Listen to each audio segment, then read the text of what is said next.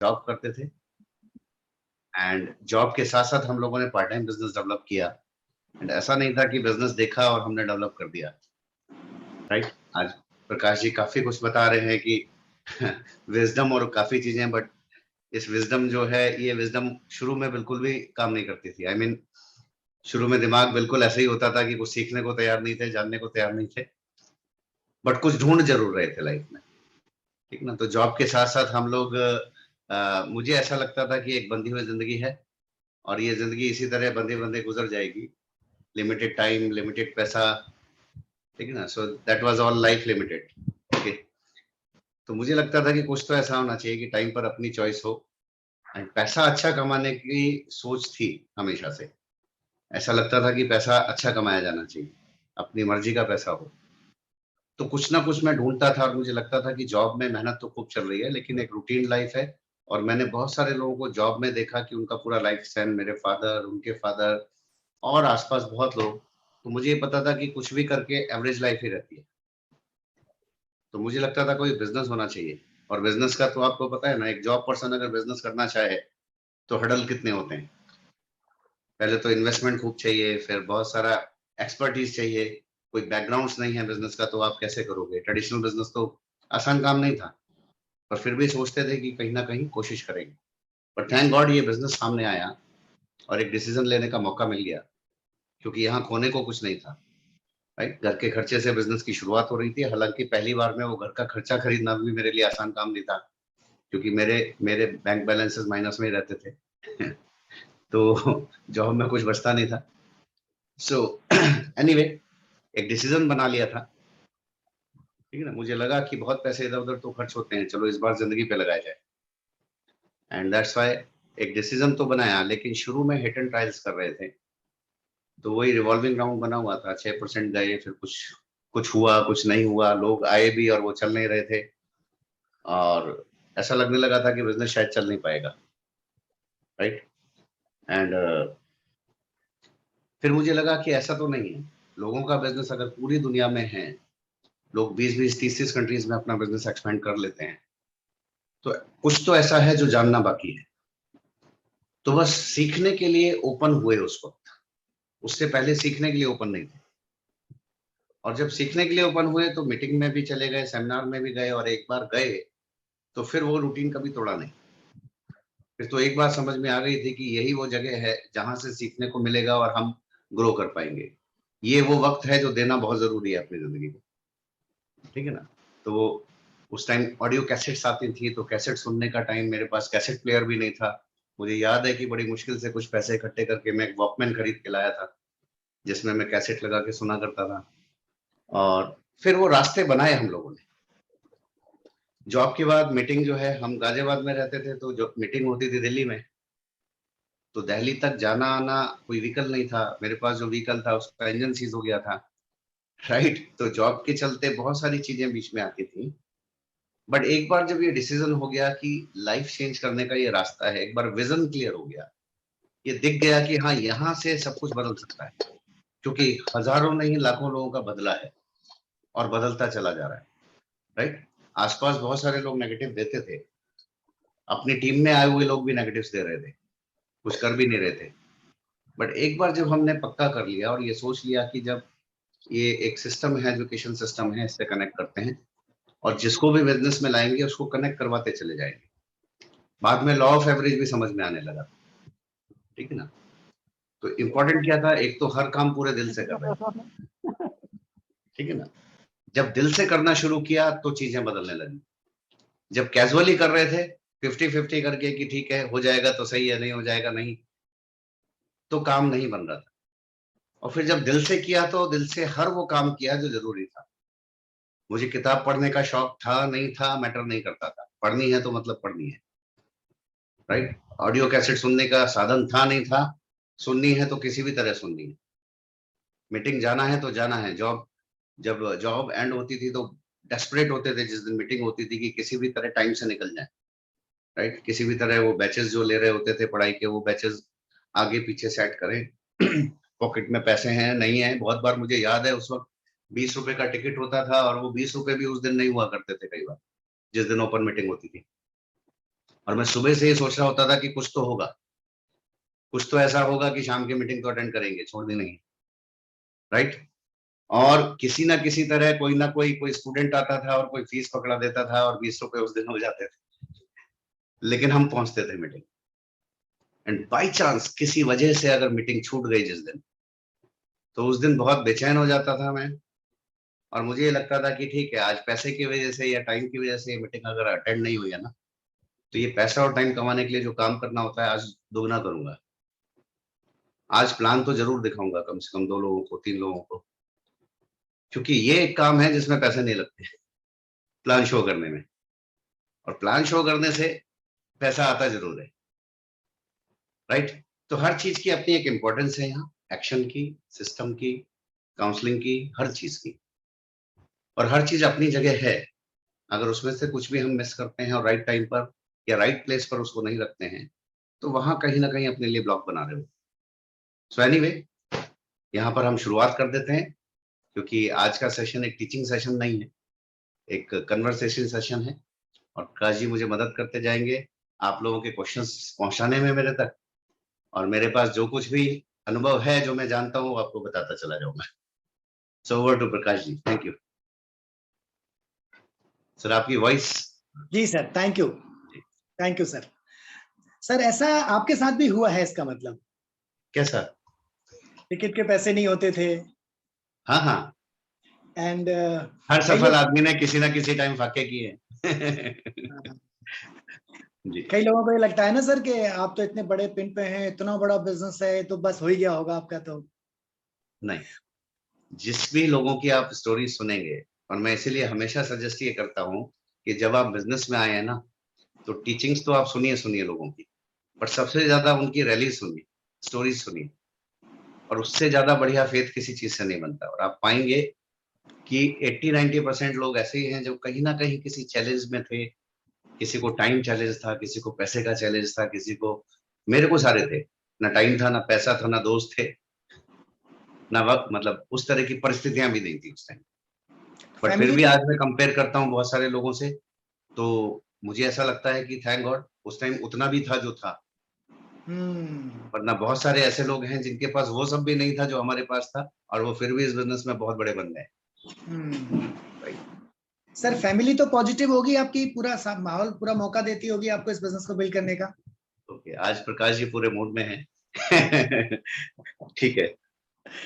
Family positive नहीं थी, क्योंकि मेरी लाइफ का ट्रांजिशन फेज था। वो सिचुएशन ऐसी थी कि बिजनेस में आने से पहले, अगर मैं प्रैक्टिकली अपने बारे में बात करूं, तो एटीट्यूड्स बहुत अच्छे नहीं रह गए थे फैमिली के लिए। आई मीन, घर में बहुत कम सुना करते थे लोग। फादर मेरी कम सुनते थे, मैं उनकी कम सुनता था।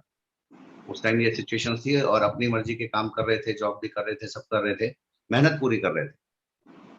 लेकिन ऐसा कोई पॉजिटिव एनवायरनमेंट नहीं बना हुआ था। जब बिजनेस करने का डिसीजन भी मुझे खुद लेना पड़ा था, उसके पैसे भी मुझे ही इकट्ठे करने पड़े थे। ऐसा नहीं है, फादर की जॉब अच्छी थी, वेल ऑफ थे, घर का खर्चा सारा वो करते थे, लेकिन प्रोडक्ट्स मैंने ला के रखे थे। वो बिजनेस किट जो थी उसके लिए पैसे इकट्ठे किए थे मैंने। और जब वो प्रोडक्ट्स खोले थे, पहली बार प्रेजेंट किया था, तो सबका वही रिएक्शन था, ये सब क्या है, ये सब क्या चक्कर है। और इसे पहली बार का रिएक्शन नहीं था, वो कंटिन्यूस था। आई मीन, मैं आपको ये बता सकता हूँ कि मैं जब मैं सिल्वर या गोल्ड हो गया था, और तब तक भी मेरे फादर का रिएक्शन ये होता था कि घर में अगर कोई भी रिलेटिव आते हैं या जानने वाले लोग आते थे, तो उनकी जब बातचीत होती थी तो अपने ढंग से बिजनेस को समझा डालते थे कि इसमें ये गड़बड़ है, ये चक्कर है, ये सब बस किस काम में फंसे हुए हैं, पता नहीं कितने दिन चलेगा, पता नहीं। ठीक है ना। तो इस तरह के रिएक्शंस चले जाते थे, और मैं उनको प्लान दिखाने की स्थिति में भी नहीं रह जाता था। और इनिशियल टाइम में तो मैं अपने घर में, अगर मेरे पेरेंट्स, मतलब फादर अगर हैं, या तो मैं उस टाइम किसी को बुलाकर प्लान भी नहीं दिखाता था। आई मीन, मैं अवॉइड करता था कि डाउनलाइंस उस टाइम पर आए मेरे घर में। लेकिन सिल्वर और गोल्ड, या गोल्ड, आई डोंट नो, एक दिन संडे की ओपन मीटिंग थी और मेरे को कुछ भी नहीं सूझा। मैं सुबह कैसेट सुन रहा था, ऑडियो कैसेट, एंड फादर ने कुछ ऐसे ही बोला कि मौसा जी मेरे आने वाले थे, और उन्होंने कुछ ऐसे कि आज भी तुम चले जाओगे, हर संडे को निकल के चले जाते हो, ऐसे कैसा। लेकिन जबकि मैं सिल्वर हो चुका था, वो मेरा चेक देख चुके थे उस टाइम, 25,000 रुपए, 30,000 रुपए, 40,000 रुपए के चेक देख रहे थे। उसके बाद भी उनके रिएक्शंस थे कि तुम्हें मतलब संडे का दिन है आज भी नहीं। तो मैंने उनको सिर्फ इतना बोला, मैं वो कैसेट सुन रहा था, मैंने कहा एक काम करो, मैं अभी 2-3 घंटे में मीटिंग करके आता हूँ, ठीक है ना, ये कैसेट चल रही है, इसे आप पूरी सुनते रहना। और वो डॉक्टर वैच की कैसेट थी बाय चांस। डॉक्टर वैच उसमें बड़े सिंपल वे में बिजनेस समझाते थे, तो वो ऑडियो कैसेट में चलती छोड़कर चला गया।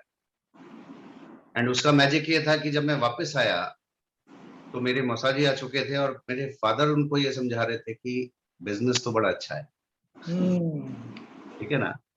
हम तो समझ नहीं पाए थे, लेकिन अब समझ में आ रहा है कि अभी ये 3 घंटे में कैसे समझ आ गया। So that was the situation. तो ऐसा नहीं है कि पॉजिटिव या कोई बहुत सपोर्ट मिल जाता था बिजनेस करने के लिए, वो एक फाइट थी अपने लिए। पर हाँ, लेटर ऑन जैसे जैसे चीजें बदलती गई तो ऑफकोर्स घर में लोग पॉजिटिव हो गए। प्रोडक्ट्स के लिए वो पहले दिन से पॉजिटिव थे और ये मेरे लिए सबसे अच्छी बात थी, ठीक है ना। मदर को थोड़ा टाइम लगा था उन प्रोडक्ट्स को एक्सेप्ट करने में, उसको यूज का तरीका एक्सेप्ट करने में, लेकिन मेरे फादर ने क्वालिटी को पहले ही दिन एक्सेप्ट किया था प्रोडक्ट की, जो कि मुझे उम्मीद नहीं थी कि वो। लेकिन जब पहले दिन मैंने उनको दिखाया था कि प्रोडक्ट क्या है, क्वालिटी क्या है, तो पहले दिन बोला प्रोडक्ट की क्वालिटी तो बहुत अच्छी है ये। और जब कंपैरिजन हमने कंसर्न बोले सस्ता भी पड़ेगा, महंगा भी नहीं, तो मुझे ये भरोसा मिला था कि अगर इनको प्रोडक्ट समझ आ गया ना तो इंडिया में मेरा बिजनेस चलेगा। राइट। तो कहीं ना कहीं आप एक फेथ किसी ना किसी चीज को ले ही लेते हो, अदरवाइज करना तो हमें फिर भी। करेक्ट जी सर। स्टार्टिंग में जब यहाँ से बात चली है तो एक छोटा सा क्वेश्चन और मेरे दिमाग में आ रहा है कि जितने लोगों को आपने स्टार्टिंग में ज्वाइन कराया वो तो फिर सारे ही करते चले गए होंगे आपके साथ। तो ये क्वेश्चन सबसे इम्पोर्टेंट है। पहली बात तो हम शुरू में किसी को ज्वाइन ही नहीं करवा पा रहे थे, राइट।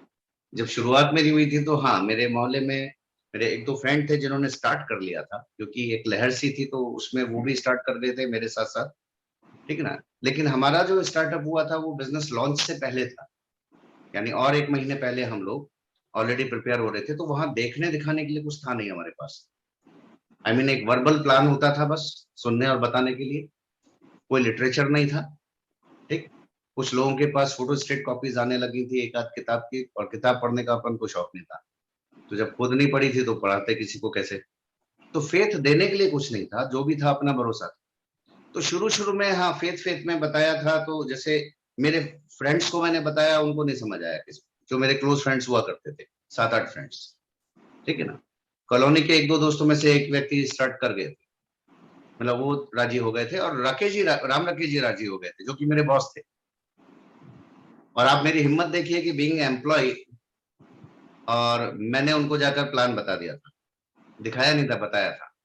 क्योंकि मुझे एक चीज तो बहुत क्लियर समझ आ गई थी कि अगर तुझे पार्ट टाइम में बिजनेस करना है तो मेरे पास पार्ट टाइम निकालना बड़ा मुश्किल काम होता था। जॉब में इस तरह का जॉब था कि कंप्यूटर्स आ गए तो ठीक करने हम लग जाते थे, फिर शाम नहीं, रात नहीं, कुछ नहीं। तो मुझे ये था कि अगर शाम का टाइम चाहिए 2 घंटे का, तो बताना तो पड़ेगा, आज नहीं तो कल। तो क्यों ना एक काम करें, जो चीज नेगेटिव लग रही है, मुश्किल लग रही है, उसको पहले ही जीतने की कोशिश कर लेते हैं। आई मीन राकेश जी को मैंने बिजनेस क्लियरली ये बताया था कि इस तरह की एक अपॉर्चुनिटी है, और वो मेरा उनका बॉस और एम्प्लॉय वाला रिलेशन कम था, मतलब हम भाई की तरह मानते थे, वो भी छोटे भाई की तरह से ट्रीट करते थे। तो इसलिए मेरे लिए आसान था उन्हें ये बात बता देना। कमाल की बात, मेरे किसी दोस्त ने हाँ नहीं बोला था। राकेश जी ने भी पहले क्लियर कट हाँ नहीं बोला, लेकिन उन्होंने ना भी नहीं बोला। एंड लेटर ऑन वो राजी हो गए कि ठीक है स्टार्टअप करते हैं, आगे देखेंगे क्या क्या है क्या नहीं। तो आपको कई बार पता ही नहीं होता कि कौन शुरू करेगा कौन नहीं। उसके बाद आश्चर्य और अच्छे शुरू हो गए थे। फिर तो हम जिसको भी बता रहे थे वो ना ही कह रहा था, शुरू नहीं कर रहा था। तो 2-3 महीने ये चक्र चलता ही रहा, और एक बार को तो ये लगने लगा, और जो लोग आ भी जाते थे वो आगे कुछ कर नहीं रहे, राइट। और कमाल की बात है, उस टाइम में आज से 22 साल 23 साल पहले आप किसी की शुरुआत करवाते थे तो 4400-4500 रुपए की किट होती थी वो। उस किट को हम खुद लेने जाते थे, पैसे उनसे लेते थे, लेने जाते थे, स्टार्टअप करवाते थे, मतलब किट ला के देते थे। वो स्टार्टअप नहीं कहूंगा मैं उसको, किट ले आते थे उनकी, वो प्रोडक्ट भी नहीं खोलते थे। और 3 महीने के अंदर अंदर वो लोग किट वापस करने आने लगे। उन्होंने इतना लिटरेचर पढ़ लिया कि किट वापस हो सकती है, बाकी कुछ नहीं किया। आई मीन, सो ये बड़ी कमाल की चीज थी कि लोग एफर्ट्स तो कर लेते हैं पर नेगेटिव के लिए पहले कर लेते हैं। उस वक्त तो ये लगा था कि इस तरह से तो ये बिजनेस चलने वाला है ही नहीं, फिर और किसको लेकर आएंगे। अपना तो सर्कल ही खत्म हो गया था। बट हमारे असली बिजनेस की शुरुआत फिर वहीं से हुई, जब ये लगा ना कि इनमें से तो कोई दिख नहीं रहा। तो फिर मैंने एक चीज ठानी थी कि जरा देखें कि बिजनेस लोग पूरी दुनिया में कैसे एक्सपेंड करते हैं, चलो सीख कर आते हैं। तो सीखने की शुरुआत एक्चुअली वहां से हुई थी, जब ये लग रहा था कि अब कुछ नहीं होगा। तो एक अच्छी आदत क्या है कि किसी भी काम को ऐसे ही छोड़ देने की आदत नहीं है। अगर उसकी सफलता एक बार देख ली है किसी की भी, तो मुझे ये लगता है कि तरीका जरूर सीख लो। बाल की खाल निकालने की आदत है ना, तो बिजनेस की भी बाल की खाल निकालते थे, तो फिर ये भी देखा कि सही तरीके की बाल की खाल क्या है, तो वो ढूंढने निकल पड़े। और ढूंढते ढूंढते बिजनेस बिल्ड हो गया। यस, बिना नो के आपकी शुरुआत हो ही नहीं सकती है। मैं तो एक सेमिनार याद है मेरे को, तीर्थंकर दत्ता जी का सेमिनार था, और ये तब की बात है जब हम 9% हो गए थे, ठीक है ना। पर उन्होंने एक बहुत प्यारी बात बोली थी। उन्होंने वहां पर स्टेज पर बोला, फर्स्ट टाइम सुन रहे थे हम उनको, और बड़ा स्ट्रांगली वो बात करते हैं। उन्होंने बहुत क्लियर बोला कि अगर आपके कहने से हर व्यक्ति ज्वाइन कर रहा है, तो आप कुछ बहुत गलत कर रहे हो। 20-30% से ज्यादा लोगों को बिजनेस में आना नहीं चाहिए एक्चुअली। अगर इससे ज्यादा लोग बिजनेस में आ रहे हैं, तो या तो क्रेडिबिलिटी बहुत अच्छी है आपकी, या आप कुछ गड़बड़ कर रहे हो, ठीक है ना। और उन्होंने ये भी बोला कि अगर आपकी किटें वापस नहीं हो रही हैं, तो आप गलत प्लान दिखा रहे हो, कुछ चक्कर है, सही करो उसे, वरना ये आगे चल के सब ब्लॉक हो जाएगा, ठीक है ना। तो हमें ये तो समझ में आ गया था कि अगर लॉ ऑफ एवरेज फिट नहीं हो रहा है, तो कुछ तो गड़बड़ है। ठीक। करेक्ट। ग्रेट सर, इस बात से सर ये पता चल रहा है कि जो नए लोगों के साथ या हमारे साथ हुआ है वो आपके साथ भी हुआ है सर। और अगर अगर आप आपके साथ हुआ है तो welcome to the family, welcome to the success. आपकी शुरुआत हो गई है। करेक्ट सर, फिर तो आप जहाँ पे हैं एक दिन हम भी शायद पहुंच ही जाएंगे सर। एग्जैक्टली, उससे आगे करेक्ट। जाएंगे। थैंक यू सर, क्योंकि आप साथ हैं ना सर, आगे तो जाना ही है। ग्रेट फॉरवर्ड का बहुत बड़ा फर्क है प्रकाश जी, आप जानते हैं, आपको याद है तब सर। कितने प्रोडक्ट्स थे, कितने साधन थे, कुछ भी नहीं था, करेक्ट सर। लेकिन जोश पूरा था। तो आज भी जिसके पास जोश और जज्बा पूरा होगा ना, तो आज वो कई गुना तेज जाने वाला है, रुकने वाला नहीं। बिल्कुल सर, ये तो है। हाँ जी। सर यहाँ पे एक अभी हमने शुरुआत में कुछ क्वेश्चंस पूछे थे और उनमें से 2 क्वेश्चन ऐसे थे जो अभी अभी आए थे। मैं सबसे पहले उनमें से एक क्वेश्चन के साथ शुरुआत करूंगा। 6% और 9% कई बार क्या होता है अपलाइन के, मैं जो होस्ट उनसे रिक्वेस्ट करूंगा अगर किन्हीं के माइक म्यूट ऑल कर दो। Background music. नहीं, मैंने म्यूट ऑल कर दिया है सर। सर आप अपना माइक अनम्यूट कर लीजिए, मैंने म्यूट ऑल कर दिया जी सर, जी सर, है। ऑलराइट। ठीक है। तो हो सकता है कोई गाड़ी में हो और गाड़ी में चल रहा बिल्कुल है बिल्कुल। उनका। एनीवेज, तो सर यहाँ पर एक क्वेश्चन बड़ा अच्छा आ रहा था कि कई बार 6% और 9% अपलाइन की सपोर्ट से और अपलाइन टीम के एक मोमेंटम में चले जाते हैं पर्सन। जी तो द मोमेंट जब वो रियलाइज करते हैं कि मैंने बिजनेस स्टार्ट कर दिया है, मैं एक स्टार्टअप में आ गया हूँ, मैं एक एंटरप्रेन्योरशिप प्रोग्राम के अंदर हूँ, तो वहां से आजकल की जो भाग दौड़ की जिंदगी है उसमें बहुत सारी चीजें जिंदगी में साथ साथ चल रही हैं। जॉब है, फैमिली है, और बहुत सारी चीजें आ जाती हैं, फॉर्मेलिटीज हैं। और पहले जो बहुत साल में 1-2 बार हुआ करती थी, अब वो हर महीने, हर 7 दिन में कहीं ना कहीं लोगों के साथ एंगेजमेंट बहुत हो गई है। तो ऐसे जी। में पर्सन जो अपना वाई है उसको कैसे आइडेंटिफाई करे और उस वाई की वजह से अपने आप को कंसिस्टेंट मोड पर कैसे रख सके, सो दैट वो बिजनेस को सेंटर में रख के एवरीडे बिजनेस के लिए काम कर सके। राइट सर, जो बेस्ट मेरा एक्सपीरियंस है वो मैं आपको शेयर करता हूँ इन सर चीजों को लेकर, ठीक है ना। जस्ट मेरे को 1 मिनट दीजिए, मैं जरा इसको एयरप्लेन मोड पे करता हूँ। Sure sir.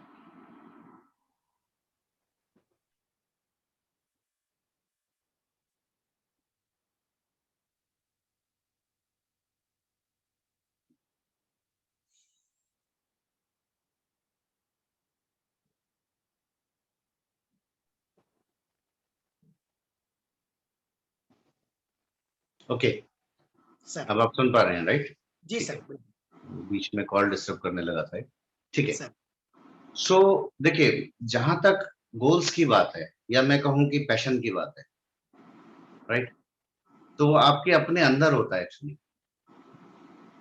हम में से हर कोई यहाँ जितने भी लोग बैठे हैं वो एटलीस्ट 6 और 9% हैं। तो एक चीज तो बहुत निश्चित है कि आपने लाइफ का कोई तो विजन देखा है तभी बिजनेस में आए। कोई तो चीज आपको है जो लगता है कि पानी चाहिए और इस वजह से आपने एक डिसीजन लिया है। भले ही हो सकता है वो बहुत क्लियर कट ना हो, आपने प्लान देखा, आपको लगा हाँ पैसा अच्छा आ जाएगा तो अच्छी बात है, ठीक है ना। तो हो सकता है शुरू के जो डिसीजंस होते हैं ना वो बड़े कमजोर टाइप के होते हैं। अच्छा है अगर मिल जाए तो, ठीक है ना। गाड़ी होगी तो हमें भी अच्छा लगेगा, घर होगा तो हमें भी अच्छा लगेगा, ठीक है ना। ये सारी बातें अच्छी लग रही हैं, इसलिए तो अच्छी लग रही हैं का मतलब क्या है, आपके सपनों में है तो सही हो, आपके दिल दिमाग में कहीं ना कहीं वो चीजें बसी हुई हैं, इसलिए आपने डिसीजन लिया है। एक रिकॉग्निशन होना मे बी, ठीक है ना। तो सबके अपने डिफरेंट रीजंस होंगे, पहली बात। लेकिन अपने रीजंस को पहचानना एक चीज होती है। जैसे शुरू में अगर मैं बिजनेस में आया था तो मेरा रीजन कोई बहुत बड़ा नहीं था। एवरी डे मेरा एक कैलकुलेशन रहता था और मुझे लगता था कि अगर 10,000 रुपये महीना एक्स्ट्रा आने लगे तो मेरी जिंदगी स्मूथ होने लगेगी, और 25 आ जाएंगे तो आगे तक की सारी चीजें सेट हो जाएंगी। तो आज से 22 साल पहले 25,000 रुपये भी एक अच्छी इनकम हुआ करती थी। और जब मैं उसको कैलकुलेट करता था तो मुझे लगता था कि ये आना तो बहुत मुश्किल काम है, ठीक है ना, क्योंकि मेरी जॉब इनकम भी 10,000 टच नहीं कर रही थी एक्चुअली। तो 25,000 रुपया बहुत बड़ी चीज लगती थी। दिन के 10 घंटे 12 घंटे लगाते हुए भी ऐसा लग रहा था कि ये होगा कैसे, कितने टाइम बाद जाके हो पाएगा। ये बिजनेस का 50,000 रुपया जब देखा, 40,000 रुपये उस टाइम दिखाई देते थे प्लान में, तो एक होप बन गई थी कि हो सकता है हो जाएगा। तो बहुत पक्का ड्रीम नहीं था पर नीड महसूस होती थी। ठीक, बट इंपॉर्टेंट चीज क्या है कि जब आप आए हैं और आपको एक रास्ता मिला है तो थोड़ा कॉमन सेंस लगाते जाने की जरूरत है।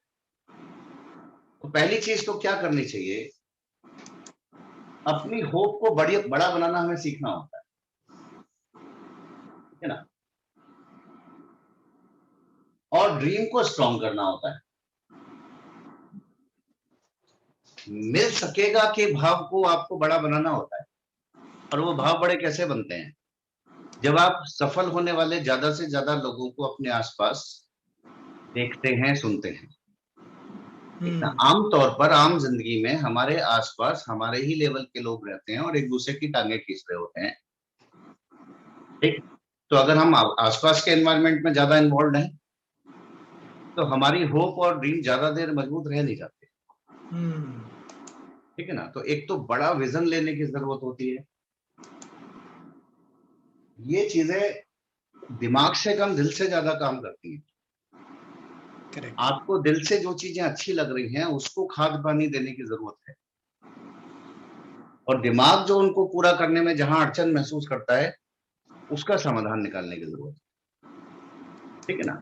एक चीज मैं अक्सर बोला करता हूं, मैं फिर बोलूंगा कि अपने स्ट्रॉन्ग सपने को ढूंढने के लिए ज्यादा एनालिसिस मत कीजिए,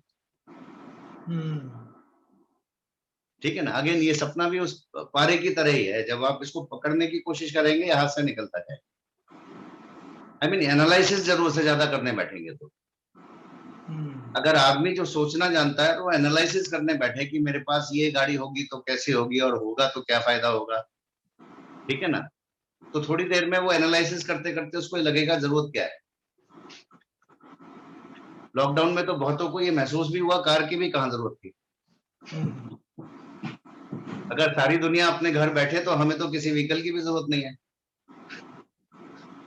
डिजिटल पर आने के बाद तो हमें लगा कि पेट्रोल खर्चे क्यों कर रहे थे हम, ठीक है। तो अगर ओवर एनालिसिस पे जाएंगे तो कोई भी दिमाग, अगर दिमाग को जरूरत से ज्यादा ये ढूंढने पर लगाओगे कि मेरा सपना क्या है, तो ये वो जो क्या कहते हैं ना, जैसे वो हिरण की जो कस्तूरी होती है, तो आपका अपना सपना आपके दिल में रखा हुआ है और आप बाहर ढूंढने निकले पड़े होते हैं। उसको ढूंढने का एक सिंपल तरीका होता है, क्या अच्छा लगता है आप, इस चीज को पाकर खुशी महसूस हो रही है, अचीवमेंट की फीलिंग आ रही है, आपको किसी ने, आपने कुछ बोला, अच्छा बोला और लोगों ने ताली बजाई और आप बहुत अच्छा फील कर रहे हैं बहुत देर तक, तो आपको रिकॉग्निशन की चाह है एक्चुअली। और इस बात को एक्सेप्ट कर लीजिए, ठीक है ना। हम अपने मन को समझाना बहुत अच्छे से जानते हैं कि क्या करना है। 4 व्हीलर पे 2 व्हीलर आसानी से निकलता है, जाकर बैठिए उस 4 व्हीलर में घूमिए थोड़ी देर, और अगर आपको अच्छी फीलिंग आ रही है तो उसको आपकी जरूरत है, वो आपका सपना है एक्चुअली, राइट। खुद को सशक्त होता हुआ महसूस आप करें, और किसी की सहायता करने के लिए भी अगर आपने सोचा कि ये मौका था कि मैं सहायता तो कर सकता था, अगर मेरे पास ये होता तो, ये आपका सपना है, लिख लीजिए उसे तुरंत ही। जब जब भी आप ऐसा कुछ महसूस करें तो जाके लिख दें तुरंत, ये आपका ड्रीम। और ड्रीम ऐसे ही फ्लैशेस में ही आइडेंटिफाई होते हैं। हम गए 25,000 रुपए ढूंढना, क्योंकि उसको लेकर काफी सारी चीजें दिमाग में लगती थी, क्योंकि वो बाइक जब मेरी बार बार खराब होती थी और मैं धक्के देता होता था, मुझे लगता था एक नई बाइक होनी चाहिए। मैं जाकर लिखता था एक बाइक के लिए मुझे कितने पैसे चाहिए, ठीक है ना। जब धूप होती थी, बारिश हो जाती थी, और कहीं जाना है, जाने में अड़चन होती थी, नहीं जा रहे होते थे, मुश्किल, तो मुझे घर से बाहर निकलना मुश्किल, मुझे लगता था एक कार तो होनी चाहिए। फैमिली के साथ बैठकर, मौसम मौसम की वजह से रुक जाते हैं हमारी जिंदगी, एक गाड़ी होनी चाहिए, ठीक। तो वो दिल में, और मैं लिख देता था एक कार चाहिए मेरे को। फिर मैं सोचता था कि कितने की पड़ेगी, तो ये एक रिवर्स प्रोसेस था। क्या अच्छा लगता है वो लिखते जाओ, क्या पाना आपको अचीवमेंट महसूस होता है वो लिखते चले जाओ, और एक बार लिखो उसको, लॉक करो उसे कि हाँ ये चाहिए, मतलब इसको पाने से मेरा जीवन, मेरे को सफल होता हुआ महसूस होता है। अंतिम सफलता क्या है हम में से कोई जानता नहीं एक्चुअली, और लेटर ऑन हम में से कौन किस चीज के लिए असल में काम करेगा ये भी नहीं जानते। ये तो शुरुआती दौर है। तो मैंने 20-25 हजार के लिए काम किया, तब मुझे लाख रुपए की जरूरत महसूस ही नहीं होती। लेकिन जब हम सेमिनार्स में गए और वहां ना यूएस डायमंड्स का लाइफस्टाइल दिखाते थे, तो बड़े घर देख के अट्रैक्ट कर रहे होते थे, और वो उनकी गाड़ियां जब चल के आती थी तो सबसे ज्यादा वो उनकी कार, वो राशा की एक फरारी ऐसे आती थी, उस पर पीछे लिखा होता था वी आर फ्री, और वो आके सीधे वो स्क्रीन पे नहीं, मेरे दिल में पार्क करती थी यहाँ पर आकर। वो वीडियो मैं जितनी बार देखता था, वो यहाँ आके पार्क करती थी। उससे पहले मेरा कोई कैलकुलेशन कार का नहीं था, फरारी नाम मैंने सुना नहीं था, मर्सिडीज में जानता नहीं था किसे कहते हैं, but that was very good car, देखने में बहुत सॉलिड डैशिंग। और अब मुझे लगता था कि मेरे पास गाड़ियां होनी चाहिए, राइट। आप पता नहीं कार्स के लिए कितना पैशनेट होंगे, हर कोई नहीं होता है। तो कैलकुलेशन में करने बैठता था तो गाड़ी वाड़ी सब साइड कर देता था, क्योंकि मुझे लग नहीं रहा होता था, दिमाग जो है उसको एक्सेप्ट नहीं कर रहा होता।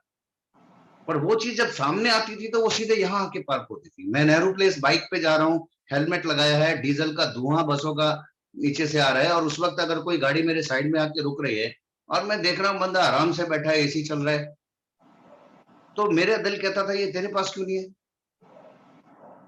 तो एक बार दिल में वो फ्लैश आता था ना, मैं उसको कैच कर लेता, ये चाहिए। तो आपके जो सपने हैं ना वो फ्लैशेस में ऊपर कूदते हैं, और प्रॉब्लम ये है कि हमने उसको दवा देने की बहुत प्रैक्टिस की हुई होती है, तो थोड़ी देर में वो गायब हो जाते हैं। कैसे ही फील करो, रजिस्टर कर लो यहाँ पर, ये चाहिए मेरे को, ठीक। और चाहिए मतलब इसको पाने का रास्ता मौजूद है, और मिलेगा जरूर। और अपना ये भरोसा था, बिजनेस तो देखा भी नहीं था हमने, पर अपना भरोसा था मिलेगा जरूर, ये कार तो आएगी अपने पास, जल्दी आएगी। बहुत जोड़ जुगाड़ जुगाड़ दिमाग में लगाता था मैं। तो दिमाग को हमने ट्रैक पे किस चीज के डालना शुरू किया था, रेशनलाइज करने के ट्रैक से हटाया, और एक सिंपल चीज समझनी शुरू की कि ये जो चीजें मुझे चाहिए ये दूसरे लोग एंजॉय कर लेते हैं, ये आती हैं, ये खरीदी जाती हैं, ये चलाई जाती हैं, दुनिया में लोग घूमते हैं, ये होता है, और होता है तो तेरे साथ हो सकता है, रास्ता ढूंढ कैसे होगा। तो दिमाग हमेशा इसी ट्रैक पर दौड़ता है, आज भी ऐसे ही दौड़ता है, ठीक है ना। आज भी दिमाग में जब लगता है कि 1 करोड़ रुपए महीना आ सकता है क्या, तो दिमाग क्या बोलेगा, अभी तो पागल हो गया है क्या, जरूरत क्या है इसकी, ठीक है ना। बट मैं सोचता हूँ लोग तो करोड़ों रुपया कमा रहे होते हैं, आ सकता है, आएगा तो क्या क्या करेगा। तो वो जो दिमाग कहता है ना कि पागल हो गए क्या, जरूरत क्या है, उस विचार को उठा के साइड करते हैं। फिर ये देखते हैं कि अगर आएगा तो क्या क्या करना है, और जिंदगी में क्या बेहतर किया जा सकता है। चलो अपनी जरूरत का उतना पैसा ना भी चाहिए हो, तो बहुत सारी चीजें ऐसी हैं जो दूसरों के लिए की जाए और खुद को संतुष्टि मिले, कहीं तो काम आएगा ना। तो उस ट्रैक पर डालना शुरू कर देते हैं, फिर देखते हैं कैसे आएगा, क्या क्या किया जाना चाहिए, राइट। ये हमने बिजनेस में आकर और स्ट्रांगली सोचना समझना सीखा है इसको, ठीक है ना। तो धीरे धीरे वो विचार मजबूत होते हैं। जो व्यक्ति 10,000 रुपए महीने के बाद की इनकम के लिए सोचना लॉक हो जाता था दिमाग, मुझे अच्छे से याद है कि मैं 15% था और मेरा एक डाउनलाइन वो आए और यंग था बंदा और वेरी एक्साइटेड, और उसने बोला कि मैंने उसको बोला कि प्लेटिनम हो जाओगे ना तो शादी वादी बढ़िया हो जाएगी। उसने कहा सर शादी तो जब तक 1,00,000 रुपए महीना ना आएगा ना तब तक शादी नहीं करूंगा। और मेरे दिमाग में पहला विचार क्या है, ये आदमी शादी क्यों नहीं करना चाहता। मतलब मेरे दिमाग में ये नहीं आया कि 1,00,000 रुपए। और मैं उस दिन अपने ऑफिस से घर जाते हुए, मैं 15% लेवल पे था उस टाइम, 15% की इनकम बहुत ज्यादा नहीं होती थी, मतलब उस टाइम के हिसाब से काफी थी। आज के हिसाब से देखूं तो 10-12 हजार रुपए की इनकम होती थी वो। और मैं सोचा था ये ₹1,00,000 महीना मेरा डाउनलाइन सोच रहा है और मेरा दिमाग एक्सेप्ट नहीं कर रहा, क्यों। और उस दिन मैं जाते जाते, मेरी बाइक तो खराब थी तब भी, मैं घर जाते जाते, पैदल जाते जाते हर स्टेप पे एक चीज सोचता गया, ₹1,00,000 आएगा तो क्या क्या किया जा सकता है, ₹1,00,000 आएगा तो क्या क्या करना है। तो और घर पहुंचते तक मैंने एक डिसीजन बनाया था, इस बिजनेस के जरिए 6 फिगर इनकम देखकर मानूंगा, ये करे ना करे मैं करूंगा, राइट। तो वो चीज स्ट्रॉन्ग करना एक प्रैक्टिस का पार्ट है। हमें सफलता के ट्रैक पर अपने दिमाग को डालना पड़ता है, क्योंकि दिमाग रेशनलाइज करना सीख चुका है, उसको आपको सफलता के ट्रैक पे डालने की प्रैक्टिस करनी है। वो प्रैक्टिस यही है कि वो जब जब ये बोले कि नहीं ये मुश्किल है, ये नहीं होगा, उस विचार को उठाकर कितनी जल्दी साइड कर सकते हो आप, और क्या अच्छा लग रहा है वो कैसे पाना है कि विचार को उसकी जगह कितनी जल्दी प्लेस कर सकते हो। और आपके बाद असली, अभी तो आप बिजनेस शुरू करेंगे जिन कारणों से, जिन सपनों से, लेकिन जैसे जैसे आप आगे बढ़ेंगे, आप 12% 15%, आपको अपना असली कारण तब समझ आ जाएगा क्यों आपको बिजनेस बिल्ड करना है। ये सब आपको इनिशिएट करवाने वाले कारण हैं जो आपको दिखाई दे रहे हैं, एक्स्ट्रा 10,000, एक्स्ट्रा 20,000, ठीक है ना, एक कार, एक घर, जो भी आप सोच रहे हो, ये सब तो आ जाएगा रास्ते में। असली कारण तो आप 15% और सिल्वर प्लेटिनम होते होते अपना सही कारण ढूंढ लेंगे। एक्चुअली आपको समझ आ जाएगा आपको असल में क्या पाना है, राइट। तो चलना तो शुरू कीजिए, कुछ चीजें चलने पर ही मिलती हैं, कुछ चीजें चलते चलते मजबूत होती हैं। सो दिस इज एन एक्सरसाइज। सपनों को मजबूत करना एक एक्सरसाइज है जिसमें लगातार अपने आप को उस सफलता के माहौल में उठा के बार बार रखना इंपॉर्टेंट है, ठीक है ना। दिमाग इलास्टिक की तरह है, उसको वापस खींचने लगता है। लोग हमारे आसपास जो एनवायरनमेंट है वो आप उसको नीचे की तरफ खींचना शुरू करते हैं, राइट। आपको अपने सपनों को एक पुली की तरह फिक्स कर देने की आदत आनी चाहिए, ठीक है ना। और जब सपनों को पुली पे बांध दिया तो कोई कितना भी नीचे खींचेगा, आपका माइंडसेट ऊपर ही जाएगा और वहां तक जाएगा जहां तक आपने फिक्स कर लिया।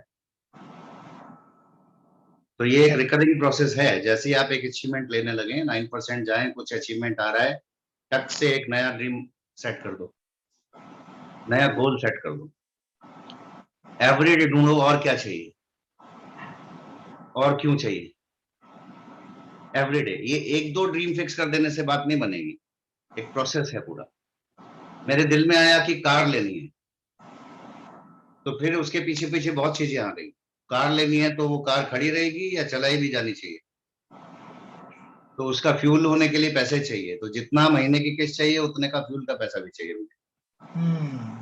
ठीक है ना। और उसके लिए एक डाउन पेमेंट चाहिए, राइट। तो उसमें एसी हीटर होना चाहिए या सिर्फ कार ही हो, ठीक। बिलीव मी, मैंने जब फर्स्ट कार खरीदी तो उसके बाद मेरी बाइक खड़ी ही रह गई, क्योंकि मुझे ऐसा लगता था, मुझे डिसइंटीग्रिटी लगती थी अपने अंदर कि मैं नॉर्मल रूटीन की चीजों के लिए बाइक पे घूमता फिरूं और मीटिंग के लिए कार पे चल के जाऊं। मैंने ऊपर वाले से मांगा था कि फिर देना तो इतना देना कि हर चीज में मेरी फैमिली के साथ कार पे पूरी करता हूं, ठीक है ना। Correct. तो उसके पीछे पीछे उसको खड़ी करने की जगह, उसका रख रखाव, मेंटेनेंस, फ्यूल, सब कुछ मिला लो। उस ड्रीम को मजबूत करने के लिए 10 चीजें सामने आएंगी आपको कि वो सब पूरा करना है मुझे, right. Correct. And series of dreams होनी चाहिए। Hmm. अभी कार है तो फिर ड्रेसअप भी अच्छा होना ना, ठीक है ना। मेरे को ये अच्छा, घर में नॉर्मली मैं जो ड्रेसअप करूं वो इस स्टैंडर्ड का हो कि उसे पहन के जब चाहूं मैं कहीं दूर भी निकल सकता हूं। Hmm. तो मैं लोकल उसमें कुछ आधा अधूरा पहन रहा हूं और बाहर, ये मुझे समझ नहीं आता। मतलब it should be of that standard कि यहाँ भी अच्छा है तो बाहर भी अच्छा है वो। यस। Correct, sir. Sir. तो वो सबके पास अपने अपने सोच है। ओके, इस विषय पे तो आप पूरी रात बात कर सकते हो। नहीं, इसी का पार्ट है सर, एक इसी में जुड़ा हुआ एक क्वेश्चन है। सॉरी सर, रोक रहा हूँ बीच में। नहीं, बिल्कुल बिल्कुल। एक अराइविंग सिंड्रोम सर कई बार फील होता है, वो छोटे छोटे लेवल्स पे भी मैंने फील किया है। कई बार देखा मैंने कि जो यंगस्टर्स हैं 10-15 हजार की इनकम उनको बहुत जरूरी लग रही होती है, और उनका टारगेट ही वो 10-15 हजार की इनकम है। बैचलर्स हैं, कॉफी कैफे डे की चाय कॉफी पीनी है, गर्लफ्रेंड को घुमाना है, एक बाइक चाहिए। इस तरह के छोटे छोटे ड्रीम्स हैं, और वो एक छोटा सा जॉब भी उसको पूरा कर देता है। कई बार हमने फील किया कि बिजनेस में कई लोग आए और उनको छोटी छोटी चीजों के लिए पैसे की दिक्कत हो रही थी, फैमिली को भी दिक्कत हो रही थी, और उनको उनके सीनियर्स ने कहीं कोई हेल्प करके एक छोटा जॉब दिलवा दिया, 10,000 15,000 का भी जॉब मिल गया। और वो जॉब नहीं मिला था तब तक बड़े पैशनेट थे बिजनेस के लिए, और जैसे ही उन्हें जॉब मिला वो ऑलमोस्ट बिजनेस से गायब हो गए। तो पता लगा कि उनका तो ड्रीम कुछ था ही नहीं। अगर वो इस बिजनेस में 12-15% भी चले जाते तो शायद वो सिल्वर गोल्ड प्लेटिनम के लिए नहीं जाते। कई बार बिजनेस में भी देखा है सर हमने ऐसा, बिजनेस में भी लोग बढ़िया पैसा बना रहे होते हैं, 25-30 हजार 40,000 रुपए ब्रॉन्ज होते ही, और उसके बाद फिर आगे की सोच ही नहीं रहे होते हैं। तो वो अराइविंग सिंड्रोम कैसे ब्रेक करें सर, वो कंसिस्टेंट ऑनगोइंग प्रोसेस कैसे बने सर? सिंपल है प्रकाश जी, देखो मेरे को अच्छे से याद है, भोपाल के ग्रुप में एक व्यक्ति थे अरविंद, जिसकी वजह से एक्चुअली बिजनेस उठा था उस टाइम। सर। और उसका एक ही ड्रीम होता था, यंग था वो, एक कार चाहिए मेरे को मारुति 800 और एक मोबाइल चाहिए मेरे नाम की। कमाल की बात है, गोल्ड प्रोड्यूसर होने पर उसने ये दोनों चीजें ली, उसके बाद प्लेटिनम कभी नहीं हुआ। ठीक है ना। प्रॉब्लम क्या थी, मैंने जैसे बोला कि जो सफलता है ये एक जर्नी है, ठीक है ना। तो जैसे ही आप एक चीज अचीव करने चलते हैं, आपको आगे के गोल सेट कर लेने चाहिए, पहली चीज। दूसरा, विजन एक शब्द जो है ना, ये बहुत इंपॉर्टेंट है। तो सफलता के माहौल में लगातार रहना, और खास तौर से लोगों के अचीवमेंट्स के बारे में सुनते जाना, देखते जाना, ये बहुत इंपॉर्टेंट चीज होती है। ये हमारे साथ भी होने लगता है। कुछ टाइम तक भी अगर हम किसी नए अचीवमेंट्स को नहीं सुन रहे हैं ना, अगर या देख नहीं रहे हैं, सुन नहीं रहे हैं, तो अपने को भी ऐसा लगने लगता है अराइवल सिंड्रोम की बहुत कुछ है, अच्छा है, ठीक है, बढ़िया तो चल रहा है, प्रॉब्लम क्या है। पर जैसे ही कुछ लोगों का अचीवमेंट और नया अचीवमेंट देखते हैं, या कोई चैलेंज सामने आता है या स्ट्रगल होता है, तो फिर अंदर से आवाज आती है कि नहीं, ये काफी नहीं है, अभी तो तुम कहीं पहुंचे ही नहीं हो। तो अपने आप को उस बड़े विजन के माहौल में लगातार रखना इंपॉर्टेंट है, ठीक है ना। वो सिर्फ एक बार सुन लिया, 2 बार सुन लिया काफी नहीं होता। तो ज्यादातर ये वो लोग होते हैं जो बिजनेस मीटिंग में आए 2-4 बार, जरा देखिएगा कि वो लोगों की सफलता को लगातार कितनी बार देखते सुनते चले जा रहे हैं। और जब हम बोलते हैं ना कि हर रोज कम से कम एक सीढ़ी तो सुन लिया कीजिए, उसका रीजन यही होता है। इस बिजनेस में आप कोई भी काम कंपल्शन से तो कर नहीं रहे हो, जो आपकी तरह तो नहीं है कि सुबह ऑफिस नहीं पहुंचे तो तुरंत का कोई नुकसान दिख नहीं रहा है। जो नुकसान है वो आने वाले फ्यूचर का और लाइफ का है, बच्चों का है, आपका है, आने वाले टाइम का। वो हम तुरंत में देख नहीं पा रहे होते, आसपास की जो धुंधलापन होता है। तो एक तो चीज ये है कि उनको हम लगातार उस माहौल में बनाएं। और ये सबसे इंपॉर्टेंट है इस बिजनेस में, जो मैंने सबसे महत्वपूर्ण चीज समझी, प्रमोशन, प्रमोट करना किसी चीज को, ठीक है ना। अगर आप उन चीजों को लगातार लगातार प्रमोट कर रहे हैं, एडिफाई कर रहे हैं, उसके बारे में बात कर रहे हैं, जिन चीजों से लोगों को फर्क पड़ता है, उनकी सोच बड़ी होती है, सोचने का तरीका, और अगले गोल्स, अगले ड्रीम्स मजबूत होने लगते हैं उनके, उन चीजों को लगातार प्रमोट करें, वो टूल्स आपके, ठीक है ना। Talk about big things also, और सुने, अगर आपसे नहीं बोला जा रहा है तो सुने और सुनवाएं। उसके बावजूद बहुत सारे लोग लंबा विजन नहीं रखेंगे, क्योंकि इस दुनिया को चलना है, ऊपर वाले ने ऐसे ही बनाई है दुनिया, और हमारा काम क्या है? फिल्ट्रेशन, फिल्टर कर पाना लोगों को। तो ऑफकोर्स कुछ लोग फिर भी आएंगे जो शॉर्ट टर्म के लिए ही कुछ अचीव करने के लिए होंगे, बट वो बाय द टाइम किसी ना किसी लॉन्ग टर्म वाले व्यक्ति तक आपको पहुंचा देंगे, जिसका माइंडसेट लॉन्ग टर्म चलते चले जाने का। इसलिए महत्वपूर्ण तो वो लोग भी हैं।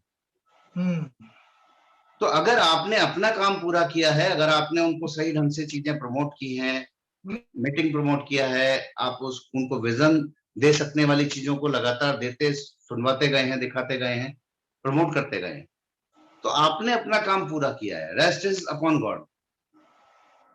तो आप और मैं भगवान तो है नहीं जो उसको बदल देंगे, उसकी सोच को एकदम से कन्वर्ट कर देंगे, चेंज कर देंगे। दुनिया में कॉर्पोरेट्स भी चलने हैं, एम्प्लॉयज भी रहने हैं, काम भी होना है, हर कोई तो हर काम नहीं करने वाला है। तो ये जरूर देखें कि क्या आपने अपना काम पूरा किया है प्रमोट करने का, विजन देने का। कई बार क्या होता है बिजनेस में, हम कुछ लोगों को जब लाते हैं और उनके साथ काम करते हैं, तो हफ्ते 2 हफ्ते, महीने 2 महीने बाद कहानी क्या रह जाती है? वो लोग अचीव तो करते हैं, बट हमारी कहानी सिर्फ मैकेनिक्स की बात करने की रह जाती है।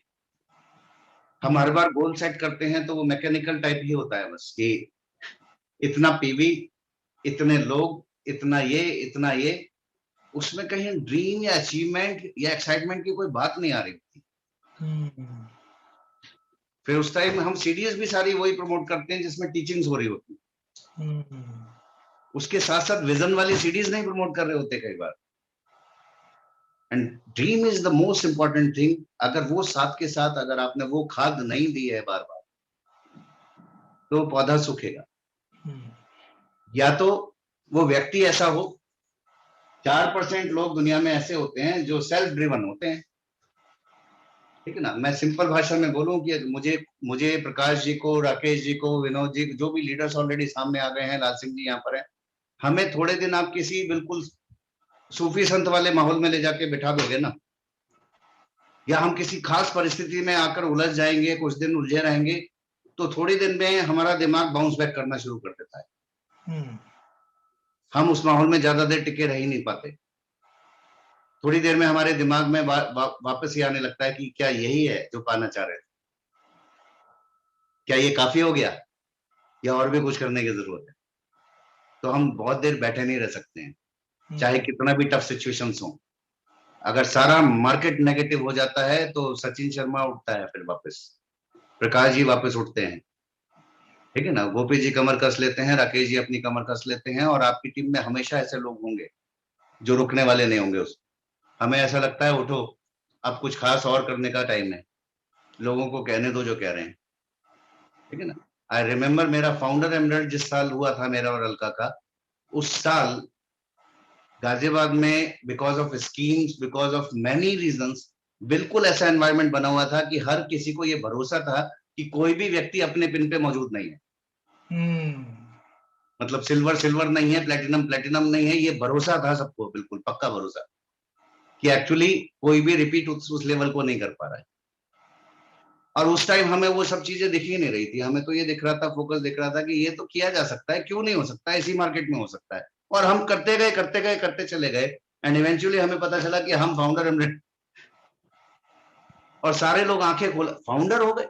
फाउंडर का मतलब क्या था? आप रिपीटेडली क्वालिफाई कर रहे हो। तो मार्केट को वापस बाउंस करवाने वाले लोग भी तो होते हैं ना, वो हमेशा 4% लोग होंगे। जो भी आपकी टीम में लोग टिके हुए हैं उनमें से 4% लोग ऐसे ही होंगे जो उसको उठाते हैं और बिजनेस होने की वजह से आगे बढ़ता चला जाता है। यस और नो? यस। तो वो तो आपको मिल जाएंगे, बट बाकी सारे लोग यानी 20-30% लोग माहौल से ड्राइव होते हैं और धीरे धीरे उस माइंडसेट को कैच कर लेते हैं, और उनमें से बहुत सारे लोग फिर इस 4% कैटेगरी में आ जाते हैं। तो 4% इज व्हाट? 4% इज 20% ऑफ, मतलब 4-5% जो है, विच मीन्स 20% ऑफ 20%।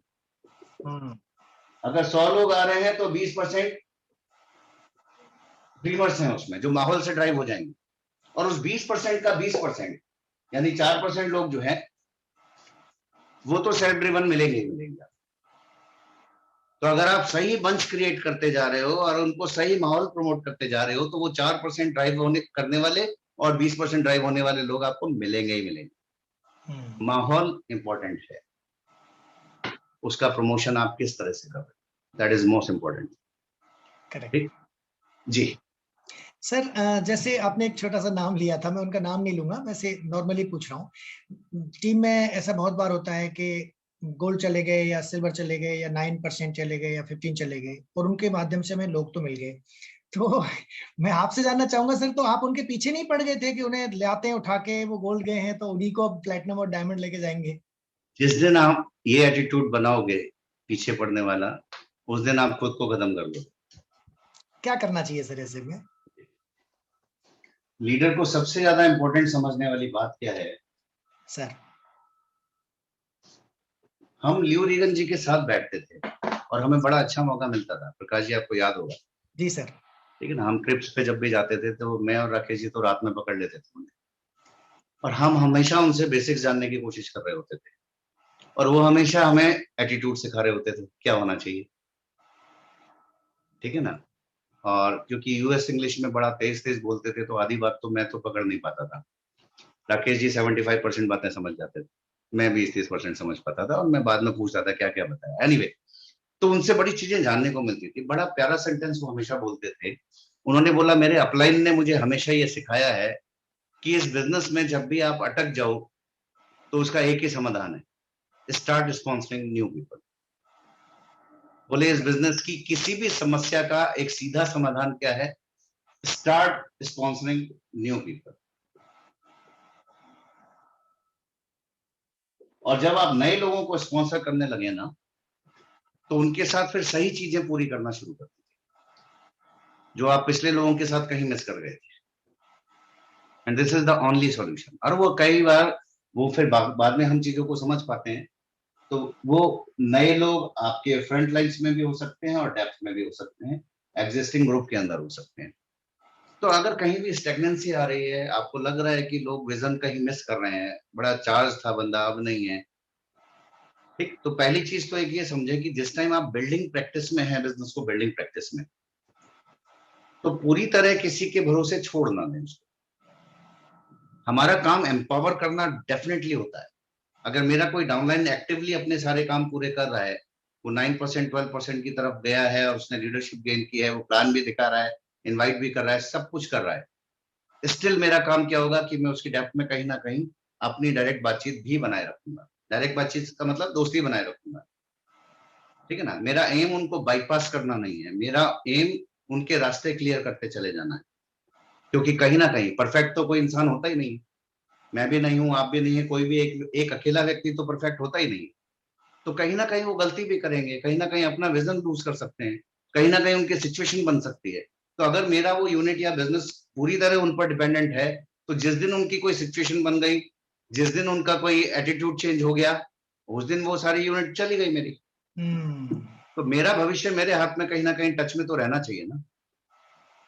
और जब आप डेप्थ के टच में होते हो तो माइंडसेट्स भी आपको पता चल रहे होते हैं कि ऊपर से टीचिंग्स किस तरह की आ रही हैं या माइंडसेट किस तरह का जा रहा है और कहाँ करेक्शन की जरूरत है, ठीक, वो आपको हमेशा पता चल जाता है। So as a leader depth को बिल्ड करते चले जाना, यानी डेप्थ के अंदर कहीं ना कहीं बिल्डिंग प्रैक्टिस में मौजूद रहना, ये एक सबसे इंपॉर्टेंट चीज होती है। तो जब आप ऑलरेडी बिल्डिंग प्रैक्टिस में रहेंगे तो कोई चीज बहुत ज्यादा असर, ज्यादा झटका नहीं दे पाएगी आप। बट स्टिल अगर कहीं ऐसा हो गया है कि कहीं टीम मौजूद है, बंच मौजूद है, लेकिन स्टैग्नेंसी बनी हुई है और हम वही पुराने लीडर्स के साथ उनको कोशिश करने में लगे हुए हैं बार बार, तो उन्होंने सीखा तो बहुत है, लेकिन माइंडसेट ग्रोथ वाला शायद अभी उतना नहीं रह गया, या कुछ टाइम के लिए टेम्पोरली वो अटक गया है दिमाग। करेक्ट, ठीक है ना। अक्सर किसी व्यक्ति जो खासतौर से 6, 9, 12% तक की बात मैं कर रहा हूं, अगर उसको ज्यादा लंबा टाइम हो जाता है ना, तो वो दिमाग में ही अपनी लिमिट्स मान लेता है कहीं ना, वो हर बार वही 12% जाने की कोशिश में लगा हुआ है, बस इससे आगे सोच ही नहीं रहा, उससे आगे उससे आगे सोचने की कोशिश ही नहीं कर रहा वो। उससे आगे सोचता है तो या तो प्लेटिनम एमराल्ड सोचता है, वरना इससे आगे की सोचता नहीं कि वो 15% और 18% जाने के लिए उसको एक्चुअली क्या करना चाहिए। उसको लगता है एक बार फिर से रिपीट ही हो जाए तो बहुत बड़ी बात। और धीरे धीरे वो बैगेज दिमाग में नहीं। और बिजनेस कितना कमाल का है, जैसा माइंडसेट बनाते जाओगे वैसे ही रिजल्ट मिलने लग जाएगा आपको। माइंडसेट आपने ये बनाना शुरू किया जी नहीं टाइम तो लगता है, नहीं मुश्किल तो है, नहीं वक्त तो बहुत लगता है, आपको एक्चुअली और टाइम लगता चला जाएगा, क्योंकि वही माइंडसेट आप अपने साथ नए आने वाले लोगों को ट्रांसफर कर रहे होगे। नहीं टाइम तो बहुत लगता है, ठीक है ना। मैंने देखा लोग, हम पहले 1 साल 1.5 साल में बोलते थे सिल्वर ब्रेक हो सकता है, फिर लोगों ने बोलना शुरू किया कि नहीं 2 साल में भी हो जाए तो अच्छा है, फिर हमने कहा 5 साल में भी हो जाए तो बहुत बढ़िया है। आप कर क्या रहे हो, आप नए आदमी को होप तो पहले स्टेप पे तोड़ रहे हो। अगर परिस्थितियों की वजह से आपको कुछ टाइम लग गया, आप कंसिस्टेंट नहीं रह पाए, या आपने बिल्ड किया और वो सस्टेन नहीं किया क्योंकि सिस्टम से नहीं बंधा था या मार्केट बदल गया, whatever reason it was, but वो नए व्यक्ति के साथ रीजन थोड़े गया वो। मैं अपनी पेस मीटिंग्स में जनरली पुराने लीडर्स को ये कहने को मना कर देता हूं कि आपने कब स्टार्ट किया था ये मत बोलना। क्यों, मैं झूठ नहीं बुलवाना चाह रहा, लेकिन मैं किसी नए व्यक्ति को वो पहले ही स्टेप पे तोड़ना नहीं चाहता हूं। करेक्ट। ये उसकी गलती नहीं है कि उसके आसपास 4 ऐसे लोग हैं जिन्होंने बहुत पहले शुरू किया था, अभी उसको वो देखना बाकी है जिसने अभी 1 साल पहले शुरू किया था और वो प्लेटिनम हो गया और एमरल्ड जा रहा है, वो लोग भी तो मौजूद है ना। अब मैं उस पेस मीटिंग में उन लोगों को नहीं अगर मौजूद करवा पाता हूं तो उस बेचारे की क्या गलती है, समझ रहे हैं ना। पोटेंशियल तो है। जैसा माइंडसेट आप डिलीवर करने लगेंगे बिजनेस का, वैसा ही रिजल्ट आप पाने लगेंगे। It's all mindset. अगर आप बिजनेस का माइंडसेट, अरे इट्स सो सिंपल, बहुत आसानी से होता है, सिर्फ आदतें ही तो बदलनी है, सिर्फ रोज का रूटीन तो सेट करना है। एंड कमाल है हम 15 जा रहे हैं, आप इस माइंडसेट को रिपीटेडली बोलना शुरू कीजिए जरा। हम 15% कर रहे हैं अभी 2 महीने 3 महीने में, ठीक। हम शुरू करते हैं तो सीधा ऐसे ग्रो करते चले जाते हैं, रुकते नहीं है जी। आप नए आने वाले लोगों के साथ ये बात करना शुरू तो करो और वो ऐसे ही ग्रो करते हुए दिखाएंगे आप, क्योंकि एक्चुअली वो उतना ही सिंपल होता जाएगा उनके लिए। नए आदमी को बोलो बहुत मुश्किल है तो वो वैसे ही टफ हो गया आपके लिए।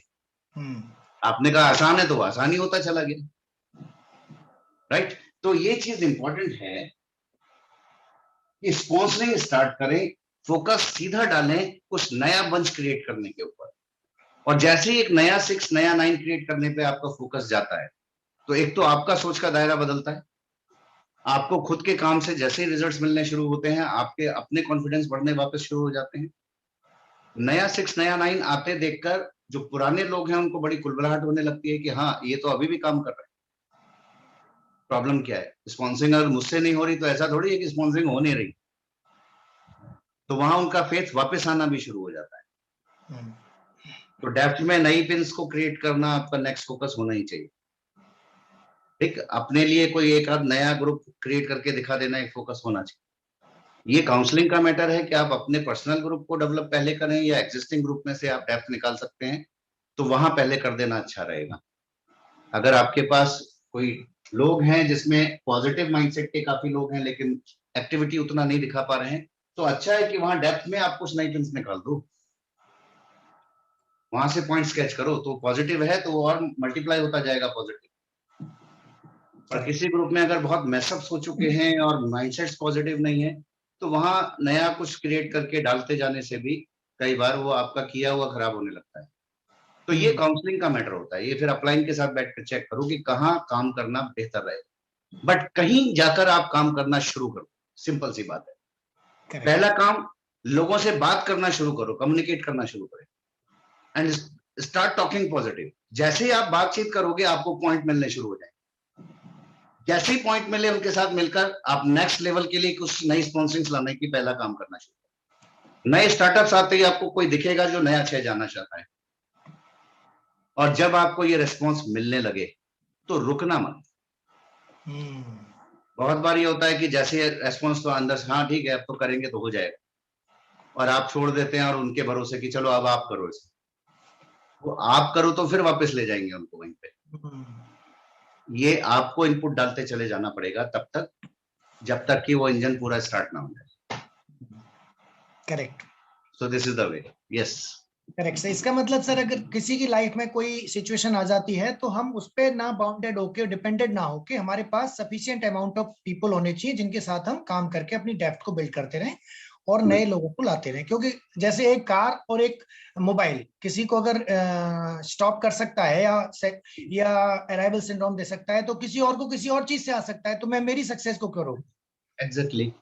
बहुत बार सिचुएशंस होती हैं, ठीक है ना। घर सबसे इंपॉर्टेंट ट्रिगर करने वाला पहलू क्या होता है? घर, ठीक है ना। हस्बैंड वाइफ में कुछ भी ऐसी खींचतान हो गई तगड़ी वाली, तो वहीं ब्रेक लगा देता है आदमी, सारे ड्रीम ड्रीम सब गायब हो जाते हैं उसके थोड़े दिन के लिए, करेक्ट। ठीक है ना।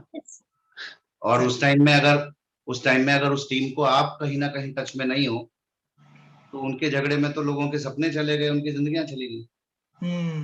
आप टच बनाए रखो। धीरे तो धीरे सर, आदमी इस चीज में भी मैच्योर हो जाता है, थोड़े दिनों में वो समझ जाता है कि ये तो रोज के रूटीन की जो चीजें, उसकी वजह से मेरा फ्यूचर क्यों खराब होना चाहिए। तो बहुत जल्दी लीडर एक्चुअली सीखता क्या है? लीडर बहुत जल्दी अपने आप को पॉजिटिव एक्शन में वापस लाना सीख लेता है, इसलिए वो लीडर होता है। करेक्ट। लीडर वो होता ही इसलिए है कि वो वापस अपने को ट्रैक पे डालना जानता है, फटाक किसी भी सिचुएशन के बाद वो वापस वहीं आता है खड़ाक से अपने काम को। Correct sir. तो सर, इसी से रिलेटेड एक अगला क्वेश्चन है मेरा कि क्या एक आइडियल स्ट्रक्चर और आइडियल लीडरशिप होनी चाहिए, या किस नंबर पे हम अपने आप को ये मान सकते हैं कि हाँ अब मैं किसी एक लेग से फ्री होता जा रहा हूँ, या 6% जाते जाते क्या स्ट्रक्चर आ जाना चाहिए, या अगर मैं आगे की भी बात करूं कि अब एक ऐसा नंबर आ गया है मेरे पास कि हाँ अब मैं और लेग्स पे मूव ऑन कर सकता हूँ और ये लेग मेरी ऑनगोइंग प्रोसेस में रहेंगे, और उस टाइम पे मेरा क्या माइंडसेट रहना चाहिए? उनको छोड़ना तो खैर कभी नहीं होता, बट फिर भी क्या माइंडसेट होना चाहिए सर? प्रकाश जी, जो हमने सीखा, फॉलो थ्रू तो हम कभी छोड़ते नहीं। लेग्स काफी बड़ी हो जाती हैं उसके बाद तक भी, सर। ठीक है ना। लेकिन जहां एक्शन पार्ट है, आपके एक्शंस चेंज होते चले जाते हैं, ठीक। तो किसी भी लेवल पर, मान लीजिए आप एक टीम पर काम कर रहे हैं और आपने उसके किसी पॉइंट पे काम किया और नया 6 क्रिएट किया सर। तो नया 6% ले जाने में जनरली वो आपका काम है और इनकी क्रेडिबिलिटी, सर। ठीक है ना। ये पॉइंट डेप्थ में भी कहीं हो सकता है, आप जहां भी आप काम कर रहे हैं। तो जैसे ही आपने एक्शन किया और एक नया 6% क्रिएट किया, ये अभी स्टेबल नहीं है। ये नया नया लीडर है, एक्साइटेड है, ये आउट ऑफ एक्साइटमेंट और क्रेडिबिलिटी की वजह से एक रिजल्ट आया है, जिसमें आपकी थोड़ी नॉलेज शामिल है, ठीक है ना। मैं ये कहता हूं कि इस 6 को फिर रिपीट करें, फिर रिपीट करें और फिर रिपीट करें अपने एक्शन से। यानी वो 6 पहुंच गया तो अभी काफी नहीं है, उसको 9 पहुंचाने के लिए आप कम से कम 3 बार उसको रिपीट करवाते चले जाएं 6%। इस बीच में अगर वो चीजें कैच कर रहा है और आपको पॉइंट्स मिल रहे हैं जो चीजों को सीखने लग गए हैं, तो ये टीम जल्दी से 9% की तरफ जाने लगेगी। एक 6% तब मेंटेन करता है। एक सिंपल सी चीज, अगर मैं पैरामीटर्स के बारे में बात करूं जो हम समझ पाए थे कभी भी, किसी भी एक टीम में मीटिंग अटेंड करने वाले 3 से 4 लोग रेगुलर हैं, तो वो यूनिट 6% रिपीट कर रही होगी। आपकी रेगुलर जो वीकली पेस मीटिंग्स होती हैं या ओपन मीटिंग होती है, उसमें कंसिस्टेंटली किसी टीम के 3 से 4 लोग अगर कनेक्ट कर रहे हैं रेगुलर, तो वो कैपेसिटी रखती है 6% रिपीट करते रहने की, राइट। 6% कई बार लोग प्रोडक्ट्स के प्रमोशन से भी बना लेते हैं, ठीक है ना। 2-3 यूनिट, मतलब 2-3 पॉइंट्स पे 200-300 पीवी, 200-300 पीवी, 3-4 लोग अगर अटेंड कर रहे हैं रेगुलर मीटिंग, तो टीम का साइज करीब 10-12 लोगों का हो चुका होगा। यानी अगर किसी टीम का साइज 10-12 लोगों तक आ गया है और 3-4 लोग रेगुलर मीटिंग अटेंड कर रहे हैं, तो आप उसकी 6% रिपीट होते चले जाने के बारे में सोच सकते। दूसरी बात, वो 6% बहुत लंबे टाइम तक 6% नहीं रह जाएगा, या तो वो 9 की तरफ जाएगा या वो वापस चला जाएगा, ठीक। तो अगर हमने उसको उस जगह छोड़ दिया कि भाई तुम 6 हो गए हो, अब आगे का काम अपने आप सीख लो, तो आप ये नहीं कह सकते कि कितनी देर सस्टेन करेगा। It's you. अगर आपको अपने बिजनेस की ग्रोथ चाहिए एज अ लीडर, तो आपको आने वाले पॉइंट्स, जो नेक्स्ट लोग हैं, उनके साथ किसी नए व्यक्ति को नया 3 और 6 ले जाने के लिए लगातार काम करते जाना चाहिए। और इसको हम डेप्थ ड्राइविंग कहते हैं। डेप्थ ड्राइविंग का मतलब डेप्थ में लोगों को डालते रहना नहीं है। डेप्थ ड्राइविंग का मतलब है कि जो डेप्थ में व्यक्ति आया है नया, उसके साथ एक स्टार्टअप करना, उसके साथ मिलकर उसकी लिस्ट के ऊपर काम करते चले जाना, ठीक है ना, और उसको प्रमोट करना, वो सारी चीजें जो उसको देखनी सुननी चाहिए। और उसके लिए कुछ लेवल क्रिएट करते समय ये ढूंढना कि नेक्स्ट व्यक्ति कौन है जिसके साथ मैं एक्शन आगे बढ़ा सकता हूं। So this is called depth driving sir जी।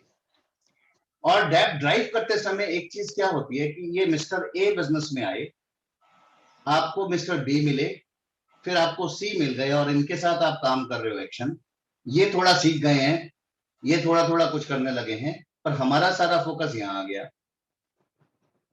तो मिस्टर ए और बी को आप कम्युनिकेशन में, कोऑर्डिनेशन में रखा है या नहीं रखा, या अपलाइन के कहीं ना कहीं टच में लेकर आ गए हो या नहीं। क्योंकि जब आपने इनके साथ काम करना शुरू किया था मिस्टर ए के, तो उनके पास अपनी क्रेडिबिलिटी और फेथ लिस्ट थी, जहां उनको बहुत टेक्निक की जरूरत तो नहीं थी। जब तक उनकी स्पॉन्सिंग आई, उनके साथ आप आ गए, जो एक्टिव दिखा उसके पास अपनी एक क्रेडिबिलिटी लिस्ट है, फेथ लिस्ट है, उसके साथ आप काम करते जा रहे हो। तो ये तो हुआ इजी वर्क, मतलब फेथ लिस्ट के साथ काम होता जा रहा है और एक नया सिक्स क्रिएट हो रहा है आपकी प्रेजेंस की वजह से, आपके एक्शन की वजह से, काम की वजह से। लेकिन मिस्टर ए की जब क्रेडिबिलिटी लिस्ट खत्म हो गई है, जो उनके आसपास की लिस्ट है, तब असली बिजनेस उनका शुरू होने जा रहा है। मतलब अब सीखने की शुरुआत होनी चाहिए। तब उनकी जो सेकेंडरी लिस्ट आएगी, सेकेंडरी लिस्ट को बिना स्क्रिप्ट के वो बिजनेस में नहीं ला सकते, वो फेथ से नहीं आएगी। और यहां पर अक्सर क्या होता है, अब तक वो जो भी कह रहे थे उससे लोग आ जा रहे थे और उनका फेथ ये था कि बस यही कहना है मुझे। वो नेक्स्ट गियर डालना अभी नहीं जानते हैं। यहां पर उनके इनविटेशन पर या प्लान दिखाने पर रिजल्ट ड्रॉप करना शुरू करता है और उनको क्या लगता है, मेरे अपलाइन ने साथ छोड़ दिया, मेरी डेप्थ में चले गए, अब तो मेरी तरफ देख नहीं रहे और इसीलिए मेरा रिजल्ट जो है अब मैं साइड नहीं बिल्ड कर पा रहा। और वो ऐसे हाथ करके बैठते हैं और वो कहते हैं पहले इन्हें ही काम कर लेने दो, देखते हैं नीचे से क्या निकाल देते हैं। तो होता क्या है, आप एक क्रिएट करते हो, फिर नीचे क्रिएट करते हो, ये ढीला पड़ता जाता है, फिर नीचे क्रिएट करते हो, ये डाउन होता जाता है। तो हम रिवॉल्विंग राउंड बना रहे हैं। बट इस बीच में अगर हम ये समझें कि जब आप डेप्थ में जा रहे हो, इनको आपके साथ की जरूरत, और इनको आप साथ मिलकर स्क्रिप्ट के थ्रू इनविटेशन करना, रिपीटेड सिखाते और दिखाते हो कि अब आपको ये स्क्रिप्ट ही यूज करनी है, इसमें रेशियो कम आएगा बट रिजल्ट अच्छा है, सिलेक्शन अच्छे होंगे। एम्पावर करना भी इंपॉर्टेंट होता है, सिर्फ करके दिखा देना काफी नहीं है, उनको करने के लिए एनकरेज करना, ठीक है ना, कोऑर्डिनेट करना उनकी, भाई आप प्लान दिखा रहे हो, चलो मैं साथ में हूँ फॉलोअप में, और ये देखना कि उन चीजों को कितना कैच कर पा रहे हैं। तो ये आप उन लोगों के साथ करते जाएंगे जो चीजों को एक्सेप्ट करते जा रहे हैं, सीखते जा रहे हैं। कुछ लोग एक्सेप्टेंस बंद कर देंगे या सीख नहीं रहे होंगे आपके बार बार कहने से, तो उस पर डिपेंड नहीं करना, उलझे नहीं पड़े रहना। ये नहीं कि मैं इनको पहले डायमंड बनाऊंगा तभी आगे जाऊंगा, राइट। मेरा इस बिजनेस में एक ही माइंडसेट होता है बताने के लिए कि भरोसा सब में रखो, डायमंड हर कोई जा सकता है आज नहीं तो कल, डिपेंड किसी पे मत करो। डिपेंड बस उस पे करो जो चार्ज ले रहा है, जो चार्ज ले रहा है उसको लेने जरूर दो, और एम्पावर करो, उसको एनकरेज करो कि हाँ ये आप कर सकते हो, ये प्लान आप दिखा सकते हो, ये फॉलोअप आप बेहतर कर सकते हो, ठीक है ना। डाउनलाइन को अगर हम ये बोलें कि नहीं नहीं ये ऐसा नहीं है, देखो इस तरह नहीं, ऐसे करना है, और ये बात आप रिपीटेड कर रहे हो, तो थोड़े दिन में वो होप लूज कर देंगे अपनी। बट आप अगर ये कहते हैं कि यस आपने तो कमाल किया, मैं तो इतना नहीं कर पाता था, ये काम आप बेहतर कर पा रहे हो मेरे से, ठीक है ना, तो आप एक काम करो, प्लान आप दिखाओ, फॉलोअप में करता हूँ। अरे वाह, फॉलोअप में आंसर क्या बढ़िया दिया आपने, आप तो, मैं तो इतना सोच भी नहीं पा रहा था, ठीक है ना। तो कई बार अपने आप को पीछे हटाना लोगों का एम्पावर करने का काम होता है, उनको करने देना। आप स्टीयरिंग पे बैठ के सिखाते रहेंगे तो साइड में बैठा व्यक्ति कार चलाना जिंदगी में नहीं सीख सकता। जब तक कि आप उसको स्टीयरिंग ना पकड़ा दें। ठीक है, शुरू में गियर अपने हाथ में रखते हैं हम, उसको क्लच ABC सिखाते हैं, सब करते हैं, बट स्टीयरिंग तो देना ही पड़ेगा ना उसके हाथ में। करेक्ट। ठीक है ना, तो आपको ये भरोसा करना होगा कि ये नेक्स्ट ये काम कर सकता है, राइट। डरो मत कि उड़ जाएगा, लेट हिम। बट ये करने के लिए आपको साथ चाहिए होता है। तो हमेशा हम डेफ ड्राइविंग में जहां एक तरफ एक्शन डाल रहे होते हैं, वहां तुरंत दूसरी तरफ ये देख रहे होते हैं कि कौन है जो चार्ज लेने को तैयार है, और हम उसको एम्पावर कर सके, सिखा सके, उसका साथ देकर उसका second leg third leg build करने में हेल्प कर सके। तो ये बैलून की तरह से होता है कि आप नीचे से ड्राइव कर रहे हैं, खींच रहे हैं, और ऊपर से फूंक मारते चले जा रहे हैं। इंस्पिरेशन, मोटिवेशन, टीचिंग, ट्रेनिंग आप ऊपर देते चले जा रहे हैं उस व्यक्ति को जो सीखने को राजी है, साथ देते जा रहे हैं उसको, और नीचे एक्शन करके ड्राइव करते चले जा रहे हैं, रोक नहीं रहे उसको। ठीक, तो ये बैलून की तरह से बढ़ता चला जाता है। तो ये इंपॉर्टेंट है, आइडेंटिफाई करना उन पॉइंट्स को और बिल्ड करते चले जाना नॉन स्टॉप। कब हम कहेंगे कि फ्री हो गए जी? जनरली अगर आप बिल्ड करते हुए देखते हैं, पैरामीटर्स पे डिपेंड करेगा। एक बिजनेस जो ब्रॉन्ज बिजनेस बन गया है,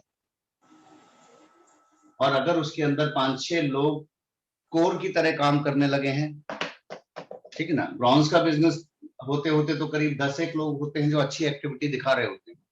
आई शुड से 15-15 लोग काउंट कर सकते हो आप, जो एक्टिविटीज अच्छी दिखा रहे हैं, और उसमें कम से कम 5-6 लोग पूरी तरह कोर की तरह काम कर रहे होते हैं। महीने में करीब 20 प्लान 25 प्लान वो दिखा रहे हैं, ठीक है ना, अपने लिए, अपनी टीम के लिए, राइट। और कम से कम 15 लीडर्स का नंबर आप काउंट कर रहे हो, और 20-25 लोगों का नंबर काउंट कर रहे हो। 20 से 25 लोग मीटिंग में कंटिन्यूसली कनेक्ट कर रहे हैं उस टीम के अंदर। तो यहां से थोड़ा सा आप अपनी नजर हटा के अपनी साइड लेग्स की तरफ बढ़ा सकते हो कि 1-2 टीम्स आपने साथ साथ और डाल, ठीक है ना। जब आप साइड में टीम्स और बढ़ा रहे हैं अपनी, तो कोशिश करें कि जब आप मेन लेग के लिए शेड्यूल कर रहे हैं तो उसके साथ इनके शेड्यूल्स प्लग करते जाएं, इसको छोड़ नहीं देना है। जहां जिस टीम में ग्रोथ आती दिख रही है उस पे आपको 60-70% फोकस बढ़ाते जाना है, वहां से फोकस हटाना नहीं है, अनटिल अनलेस उसमें मेरे को अच्छे प्लेटिनम जाने वाले लोग, और उसके बाद फिर एक और प्लेटिनम, और फिर और एक और प्लेटिनम ना नजर आता है। प्लेटिनम जाने पर मैं उसका टाइम शायद 50% कर दूं या 30% कर दूं, और डेप्थ में किसी को बिल्ड करने का काम चालू रखूं, और अपनी साइड लेग्स को साथ साथ और बिल्ड कर रहा हूं। तो डिपेंड करेगा चार्ज लेने वाले कितने लोग हैं, इस पे निर्भर करता है, राइट। एक बार में कितनी लेग्स को डेप्थ ड्राइव किया जा सकता है, और कितनी डेप्थ में एक्टिव टू एक्टिव लोग अगर आ जाए तो उस लेग से हम फ्री फील कर सकते हैं और हम मान सकते हैं कि अब हाँ हम सिक्योर्ड होते जा रहे हैं? प्रकाश जी, ये प्रश्न हर किसी के लिए अलग अलग तरह से काम करता है, और इसका बड़ा कॉन्फ्लिक्ट होता है सर। स्ट्रक्चर जी, आइडियल स्ट्रक्चर की बात कर रहा हूँ सर मैं। एक एवरेज जो बात कर सकते हैं हम, जो 3 से 4 घंटे रोज इस बिजनेस को दे रहे हैं, और जो इस बिजनेस को फ्यूचर के लिए बिल्ड कर रहे हैं, और जो सिक्योरिटी के लिए बिल्ड कर रहे हैं, क्या फील कर सकते हैं और कितने टाइम में वो? अगर आप बिजनेस को ड्राइव कर रहे हैं sir, if you are the one जो बिजनेस अपने बिजनेस को ड्राइव कर रहा है, बिल्ड कर रहा है, प्रैक्टिकली आप एट अ टाइम मैक्सिमम 3 या 4 लेग, मैक्सिमम 4 लेग पे एक्चुअली फोकस कर पाते हो, इससे ज्यादा पे नहीं। ये तब है जब आप अच्छा खासा फोकस दे रहे हो, ठीक है ना। अच्छा खासा फोकस मतलब ठीक है, एवरीडे आपको पता है कि मुझे 3 घंटे 4 घंटे बिल्ड करने पर देने ही देने, ओके, 5 घंटे में दे रहा हूं, ठीक है ना। अगर मैं खुद अपने बारे में बात करूं, ये पर्सन टू पर्सन डिफर करता है। मैं पर्सनली हमेशा 3 लाख 4 लाख को ड्राइव करने की कोशिश एट अ टाइम करता रहा, और धीरे धीरे सफल होकर वो किसी 2 लाख पर आ जाता है, और उनमें से 1 लाख पे मेरा मेजर फोकस होता है, दूसरी पीछे पीछे आ रही थी। तो मैं 2 लाख से ज्यादा एक बार में किसी एक टाइम में फोकस करके ड्राइव नहीं कर पाता। तो सर कहने का मतलब नहीं सर, फिर तो इसका मतलब ये हो गया ना कि अगर हम ढंग से करते हैं और हम पार्ट टाइम में बिजनेस बिल्ड कर रहे हैं, तो एक बार में हम 2 ही लेग बिल्ड कर सकते हैं, फोकस 4 पे रख सकते हैं एक्चुअली। और बाकी लेग्स को आप इन बढ़ती हुई लेग्स के साथ क्लब करते जाते हो कहीं ना कहीं पेस मीटिंग में, उस माहौल में बनाए रखते हो, तो वो लोग भी अपने आप को धीरे धीरे स्ट्रॉन्ग कर रहे होते हैं और बाद में निकल कर आ जाते हैं सामने, जिसको आप ड्राइव कर सकते हो लेटर ऑन। ठीक है ना? करेक्ट। खोलने को आप चाहे 10 लाख खोल लो, 15 लाख खोल लो, लेकिन ड्राइव आप नहीं कर पाओगे। फिर क्या फायदा सर, उनको नुकसान हो अगर जाएगा। सिस्टम उसे ड्राइव कर पा रहा है, मेंटेन करवा पा रहा है, तो ये आपका लक है। ये बहुत बढ़िया बात है। सर प्रैक्टिकली पॉसिबल है क्या वैसे? मैंने होते देखा नहीं सर, मैंने डॉक्टर वेज के अलावा किसी का होते देखा नहीं। नहीं, उनका तो केस डिफरेंट था ना सर। हाँ, मैं वही कह रहा हूँ। उनके पैशन को मैच कर पाना मुझे नहीं लगता कि यहाँ हम में से ज्यादातर, जिसमें कि मैडम वैज, डॉक्टर वैज पूरा दिन, वो तो देवर टोटली सोल्ड आउट। ठीक है ना? और उन्होंने बहुत सारी लैक्स खोली, तो उसमें से 12 लैक्स को ड्राइव किया है उन्होंने। करेक्ट। और एक बार में 12 नहीं ड्राइव हुई है, तो में 3 से 4 स्ट्रॉन्ग होती हैं, फिर 3-4 स्ट्रॉन्ग हुई, फिर 3-4 स्ट्रॉन्ग। करेक्ट। ठीक है ना? मैंने कार्ल रीडन से एक बार यही प्रश्न किया था, एंड वो इनिशियली नेटवर्क 21 से बिलोंग करते थे, फिर विनर्स में साथ आए थे, तो बहुत सारे लोगों को वो सिस्टम्स की कहानियां नहीं है पता, बट हमें मौका मिला था उनसे बात करने का। वो अनिल नारंग के अपलाइन हुआ करते हैं। जी सर। तो मैं और अलका होस्ट कर रहे थे, तो मुझे ये लगा कि ये लोग तो बहुत सारी लैक्स की बात किया करते हैं अक्सर, तो जरा इनसे पूछता हूँ कि ये स्ट्रक्चर के बारे में क्या। एंड आई जस्ट आस्क कि कार्ल, आप क्या सजेस्ट करते हो कि कितनी लैक पर एट अ टाइम काम कर सकते हैं? तो he said not less than 3, not more than 4। मतलब स्ट्रेट अवे उन्होंने बोला कि 3 लाख पे फोकस कर लो, वही काफी है। मैंने कहा बट लोग तो 12, बोलो खोल कितने भी दो, but you can not actually focus at a time more than 3 lakhs। उन्होंने स्ट्रेट अवे यही शब्द बोले थे, और मैं इस चीज को हमेशा, तो मुझे थोड़ा तसल्ली मिली थी कि हाँ मैं सही। एंड देन आई आस्क कि अच्छा, किसी एक लैक को आप कितना डीप तक कहते हैं कि सपोर्ट देना चाहिए? ही स्ट्रेट अवे सेड कि go up to 100 deep. 100 deep जाने तक तो आप रुको मत। 100 डीप जाने तक आपको 20 लीडर्स मिल जाएंगे जो उस लैग को संभाल सकेंगे, और 10,000 प्लस पीवी तक आपको ले जाएंगे। और ये प्रैक्टिकल फैक्ट है कि जो लैग आपकी 10,000 पीवी जा रही है, उसमें अगर आप एक्टिव टू एक्टिव काउंट करो कि ये एक्टिव अच्छा है, ये एक्टिव अच्छा है, ये एक्टिव है, ये पीवी कर रहा है, ये प्रोडक्ट दिखा रहा है, ये प्लान कर रहा है, active to active depth count करोगे, तो एक्टिव टू एक्टिव 20 या 25 डीप तक जाते हो आप, और वो लैग क्वालिफाई कर रही होती है। और टोटल डेप्थ आपकी 100, मतलब 4 में से एक लीडर मिलने लगता है आपको, 3-4 स्पॉन्सिंग्स में से एक लीडर बनने लगता है, तो प्रैक्टिकली 100 डीप जाने तक 25 मिल जाते हैं आपको, और वो लैग सॉलिडिफाई होने लगती है। तो ही सेड स्ट्रेट अवे कि 100 डीप जाने तक रुकना मत, ड्राइव करते हुए, लोगों के नीचे लोगों डालते हुए नहीं, ड्राइव करते हुए, बिल्ड करते हुए। और वो कहते हैं कि 1 महीने में 3 से 4 डीप चले जाओ। तो जब आप प्रैक्टिकली एक्शन कर रहे हैं, चलो मैं एक छोटा सा आपको एक कैलकुलेशन देता हूँ सर।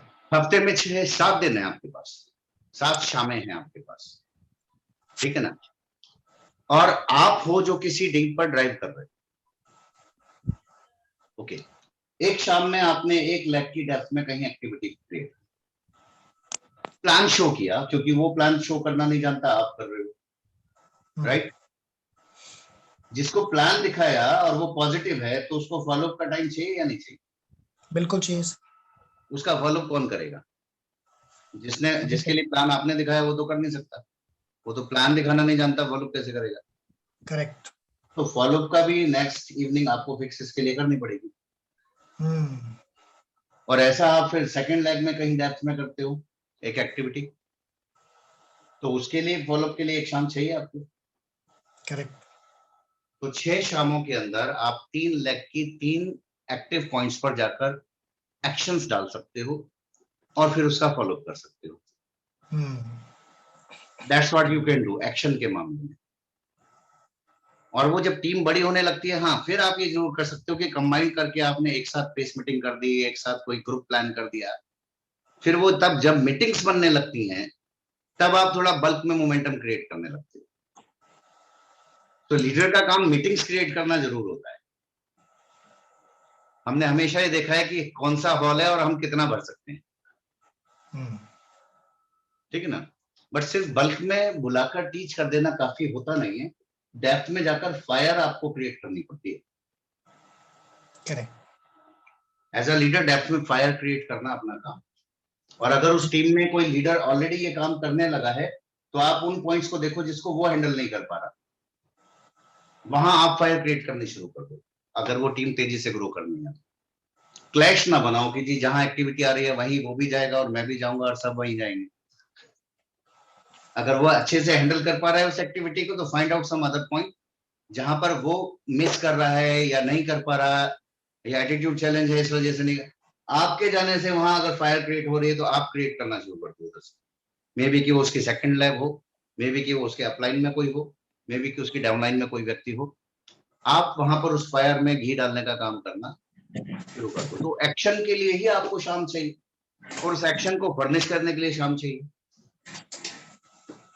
तो हफ्ते में yes. और मैं ये ऐसा ही नहीं कह रहा हूं, मैंने एट अ टाइम एक साथ 6 लैक्स को मतलब टोटल 9 लैक्स को ड्राइव करने की बहुत कोशिशें की, ठीक है। और हर लैक को मैं कम से कम 9% तक लेकर गया हूं, 12%, 9% एट अ टाइम, एक ही टाइम, एक के पीछे एक के पीछे एक के पीछे। लेकिन मार्केट में एक चीज क्या होती है, हर 1 साल 2 साल में कोई ना कोई एक बड़ा चेंज आ रहा होता है, ठीक है ना। मे बी कभी सिस्टम का कोई चेंज हुआ, मे बी एमबीए ने कुछ रूल चेंज किए, मे बी मार्केट के एनवायरनमेंट में कोई चेंज आ गया, कभी कोई स्कीम आ गई, कभी कुछ आ गया कुछ आ गया। हर 1 से 2 साल में कोई चेंज आता है। 1 से 2 साल में आपकी जो लैक्स 15% प्लस पहुंच गई हैं वो टिक जाएंगी। आज शुरू हुआ और 1 साल 2 साल के अंदर पहुंचते पहुंचते ब्रॉन्ज या इससे ऊपर के लेवल पर आ गया, वो लैक वो पॉइंट्स टिक जाएंगे आपके। पर जो पॉइंट्स आपके 6-9% तक ही गए हैं, 9-12% आप क्रिएट कर रहे हो, छोड़ दे रहे हो, फिर उनको टाइम लग रहा है क्रिएट, वो हल्की सी आंधी आते ही उड़ जाते हैं, फेथ नहीं बना पाते, तो आप बस क्रिएट ही करते रह जाते हैं और उसको स्ट्रॉन्ग नहीं बना पाते। दूसरा, आप ऐसे वाइड जाओ और 12 लोग स्पॉन्सर करो, 12 के 12 100 या 200 पीवी पे ही है, फेथ लेवल कैसा है? बिल्कुल नहीं, छोटा सा। आप 3 से 4 लाख के अंदर 12 पॉइंट्स क्रिएट करो, जिसमें एक में करीब 4-5 पॉइंट्स आ गए, 4-5 स्पॉन्सिंग आ गई, एक में 2-3 स्पॉन्सिंग आ गई, 3-4-7 मतलब ठीक है। और ऐसे करते हुए आप 3 लाख में ये 12 पॉइंट्स स्पॉन्सर करते हो उसी टाइम स्पेन के अंदर। आपको क्या लगता है कि ये 3 लाख की स्टेबिलिटी क्या उन 12 लाख से ज्यादा नहीं है? यस, बिल्कुल है, ठीक है ना। और जब आप यहाँ पर एक 100 पीवी क्रिएट करते हो तो उठकर ये वापस आते आते ये 500 पीवी बनने लगता है, 600 पीवी बनने लगता है, अगर ये फ्रेश एक्टिविटीज हैं। मैं ये नहीं कह रहा बहुत पुराने ग्रुप में आपने 100 पीवी बनाया तो वो एकदम से 600 हो जाएगा, फेथ का मैटर भी है, लेकिन नए नए ग्रुप्स में ये होने लगता है। तो यहाँ पर आपने एफर्ट किया एक नया स्पॉन्सिंग और 100 पीवी का और सबको इंस्पायर करते चले गए, तो उसका मल्टीपल इफेक्ट आया 500 पीवी, 600 पीवी। वो आप साइड में 100 पीवी कर रहे हो, उसका मल्टीपल इफेक्ट किसको आ रहा है? इसको आ रहा है, इसको आ रहा है, किसको आ रहा है? आपको भी नहीं आता। और ब्रॉन्ज पेन या जितना भी एमबीए का आज 4+ प्लान है वो कम से कम 3 लाख बोल रहा है आपको, 4 lakh. They are talking about focusing. क्यों? क्योंकि 20 साल के स्पैन में जब उन्होंने बहुत स्टडी करके देखा, व्हाट दे फाउंड, उन्होंने ये पाया कि जिन लोगों के पास स्ट्रॉन्ग लैक्स थी, अगर कोई डायमंड गया ऐसी लैक्स बनाते हुए जिसमें 10 प्लैटिनम एंड अबव थे, एमरल्ड थे 2-3 या डायमंड आ गए थे, वो हमेशा अपनी पिन को सस्टेन कर रहे हैं। और जो ऐसे चले गए थे कि डायमंड गए और बस ठीक है ब्रेक कर गई थी लैक्स, या वो डायमंड के बजाय ईडीसी और डबल डायमंड चले गए थे और लैक्स छोटी थी, उनमें ज्यादा फाउंडर प्लैटिनम्स नहीं थे, ज्यादा एमरल्ड नहीं थे, वो अपनी पिन्स मेंटेन नहीं कर पाते थे, वो लैक्स उनको नचाती रहती है, कभी कोई ड्रॉप कर गई, कभी किसी का कुछ हुआ, वो छोड़ देते हैं, मतलब उनकी तरफ ध्यान देना भी छोड़ देते हैं। तो उन्होंने देखा सस्टेनेबिलिटी 95% से ज्यादा उन लोगों की है रिपीट करने की पिन्स की, जिन्होंने डेप्थ बिल्ड करनी सीखी है। और यही कारण है आज की डेट में जो बड़े पिन लेवल्स हैं वो गार के थ्रू मिल रहे हैं, ग्लोबल अचीवमेंट अवार्ड्स के थ्रू, और वो इसी बात पर हैं कि एक एक लेग में आपके कितने फाउंडर प्लेटिनम, कितने फाउंडर एमरल्ड, कितने डायमंड्स हैं। They are talking about stability now, और उसके हिसाब से आपकी पिन लेवल भी चेंज कर रहे हैं, आपका पैसा भी बदल रहे हैं। वो ये नहीं कह रहे हैं कि अब आप क्राउन 20 लाख से जाएंगे, जैसे कि क्राउन के लिए आपको 10-12 लाख भी बहुत है। रादर फाउंडर डायमंड जाने के लिए 6, उसके बाद दार के ईडीसी डबल डायमंड तो 6 लाख ही बना देंगे आप। तो वो ग्लोबली ये मान रहे हैं कि आपको लेग्स स्ट्रॉन्ग करनी आनी चाहिए। तो ये इनिशियल लेवल पे भी उतना ही सच है जितना बड़े लेवल्स पे, राइट? Correct sir. तो बिल्ड करें लेग्स को, फोकस करें, छोड़ना दें। ऐसा ना कहें कि सिल्वर हो गया, अब इसको देखने की क्या जरूरत है? इसको देखने की सबसे ज्यादा जरूरत है इस वक्त। करेक्ट, समझ रहे हो ना जी? लीडर आ गया है तो अच्छी बात है, वो सपोर्ट कर रहा है टीम को बिल्ड करने में। वो आपका रोल चेंज हो जाएगा, बट आपकी प्रेजेंस नहीं हटेगी वहां से। आप किसी ना किसी वे में प्रेजेंस रहेंगे, गाइड करने के लिए, काउंसलिंग करने के लिए, कोऑर्डिनेशन बनाने के लिए, और कहीं ना कहीं एक्शन को बढ़ाने के लिए। ये अच्छी बात है सर। हमारी ट्रैक में अगर हमारे अपलाइन भी इन्वॉल्व हैं तो हमारे लिए ये सबसे बड़ी एक सेंस ऑफ सिक्योरिटी है कि अगर मेरे को कुछ हो जाता है तो मेरी अपलाइन है जो मेरी टीम को बिल्ड करने में हेल्प कर रही है, और मेरी डाउनलाइन में अगर मेरे जैसे कुछ लीडर्स आ गए हैं तो ये भी मेरे लिए सेंस ऑफ सिक्योरिटी है कि अगर मुझे कुछ हो जाता है तो मेरी टीम संभालने को है। तो अपलाइन भी है और डाउनलाइन भी है, सो टुगेदरनेस एक बड़ा फीलिंग गुड देता है। एग्जैक्टली, ये एक इम्पोर्टेंट पहलू है प्रकाश जी, जो मैं अक्सर देख पा रहा होता हूँ। सर आपने मुद्दा छेड़ा है तो मुझे याद आ जाता है।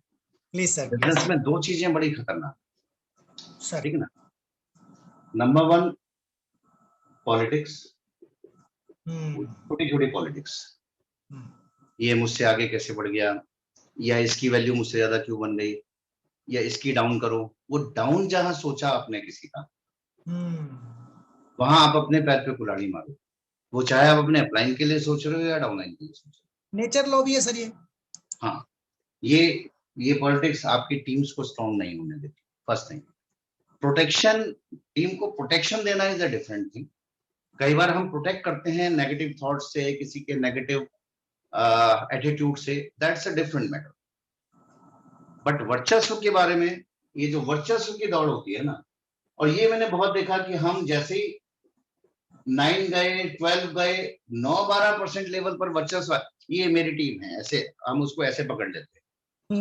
मैं बिल्ड कर रहा हूं इसको, मेरा नाम रहना चाहिए, राइट? आपका नाम ऐसे करने से बड़ा नहीं होगा, ऐसे करने से बड़ा होगा। आपका असली बिजनेस आपके सिखाते रहने से बन ही नहीं सकता। जिनको आपने ऐसे जकड़ लिया, पकड़ लिया कि मैं बताऊंगा, मुझसे बात करो, मुझसे सीखो। अपलाइन से आप नहीं बात करवा रहे हो ये सोच के कि मेरी सक्सेस काउंट होनी चाहिए। सक्सेस आप ही की काउंट होगी। आपकी सक्सेस इस बात में नहीं है कि आपकी टीम सिर्फ आप ही का नाम ले रही है। आपकी सक्सेस इस बात में है कि आपकी टीम को आप कितनी जगहों से कुछ ऐसा सिखा दे रहे हो कि वो ग्रो करते चले जा रहे हैं। That's what we learn. मेरे को सबसे, अगर वो XYZ लीडर से सीख सकता है तो मैं उससे सिखवाऊंगा। इस सीडी से सीख सकता है तो मैं उसको वो सीडी सुनवाऊंगा, ठीक है ना? अगर वो मीटिंग में जाकर सीख सकते हैं तो मेरे को मीटिंग प्रमोट कर दूंगा। मैं 10 लीडर्स के नाम लेकर एक बात कहूंगा तो उसको बात को ज्यादा इम्पैक्ट पड़ेगा कि मैंने इनसे सुना था, इनसे सीखा था, इनने बताया, इनसे मिल लो, राइट? तो टीम जब आप बिल्ड कर रहे हैं तो ये वर्चस्व वगैरह छोटा भूल जाए। आपको एक्सपैंड करना है, आपको पूरे इंडिया में बिजनेस पहुंचाना है, ठीक? वर्चस्व तो आप अपनी लोकेलिटी में बना सकते हो ना। करेक्ट। अगर आपको बिजनेस अलग अलग जगहों पर एक्सपेंड करना है तो आपको किसी ना किसी का सपोर्ट लेना ही है। यस और नो? अपलाइन का भी लेना है, किसी ना किसी टीम का सपोर्ट लेना है, आपको सिस्टम का सपोर्ट लेना है। तो ये बिजनेस सपोर्ट लेने और देने से ज्यादा बड़ा होता है। सिस्टम का पूरा जिस्ट ही यही है कि तुम मेरे लिए बिल्ड करो, मैं तुम्हारे लिए बिल्ड करता हूँ।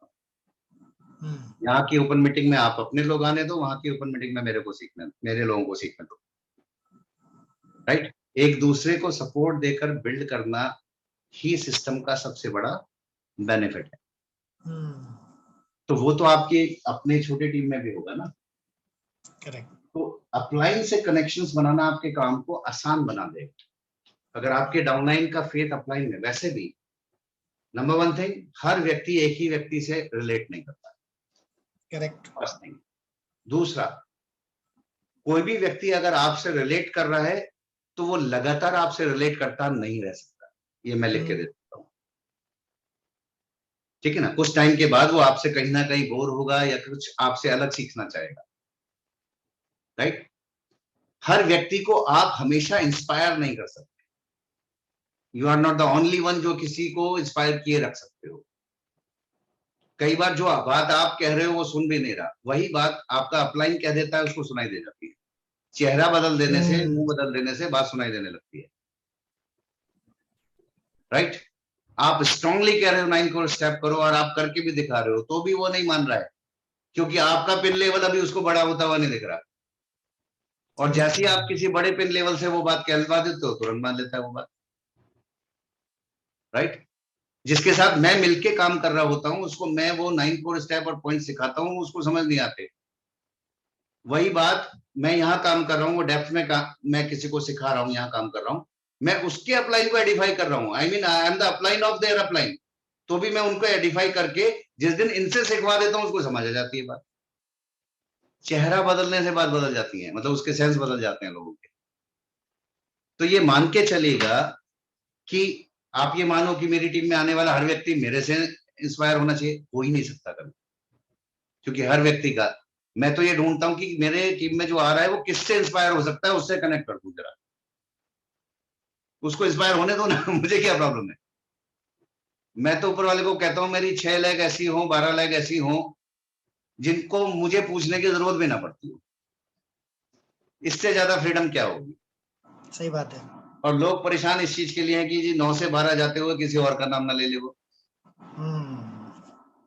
Why are you worried about? Build business, team build करो। पूरे इंडिया में मैं कहता हूँ सारे, हम उड़ीसा जाते हैं, उड़ीसा वाले लोग जी यहाँ के सेमिनार में हमने इनको सुना, आई सेड वेरी गुड, आप सही ट्रैक करो, मुझे मत सुनो उन्हें सुनो, काम कर लो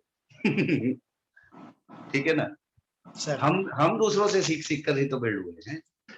करेक्ट सर। तो ये बात सबसे ज्यादा समझने वाली है कि बांधने की कोशिश में मत लगो, फैलने के तरीके ढूंढो, एक्सपैंड करने के तरीके ढूंढो ना।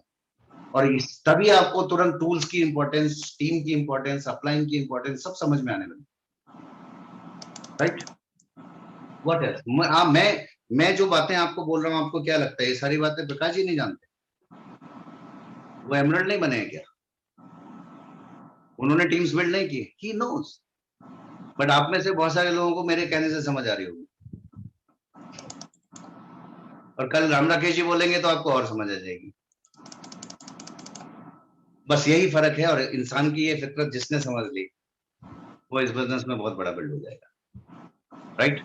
जो स्क्रू जिस चीज से खुल जाए सर खोल लेना चाहिए। हाँ, जो टूल उसको खोल सके वो राइट टूल है, सिंपल है सर फाइनली मैं एक और इम्पोर्टेंट क्वेश्चन मेरे दिमाग में आ रहा है। 9% BFI जाने के लिए, वो 9% BFI निकालने के लिए हमें क्या वर्क एथिक और क्या अपलाइन डाउनलाइन कोऑर्डिनेशन फॉलो करना चाहिए? जी प्रकाश जी, वर्क एथिक्स की जहां तक मैं बात है, मेरे को ये लगता है जब करो जुनून से करो। ये बिजनेस में बहुत ऑर्गेनाइज वे में किया हुआ काम ही सिर्फ काम नहीं करता है, आपका जुनून काम करता है सर। ठीक है ना। जुनून का मतलब क्या होता है कि आपको पता है कि आप इस बिजनेस को क्यों कर रहे हो, ठीक है ना। आप अपनी जिंदगी से कनेक्ट कर पा रहे हो रिवार्ड्स को, पहली चीज।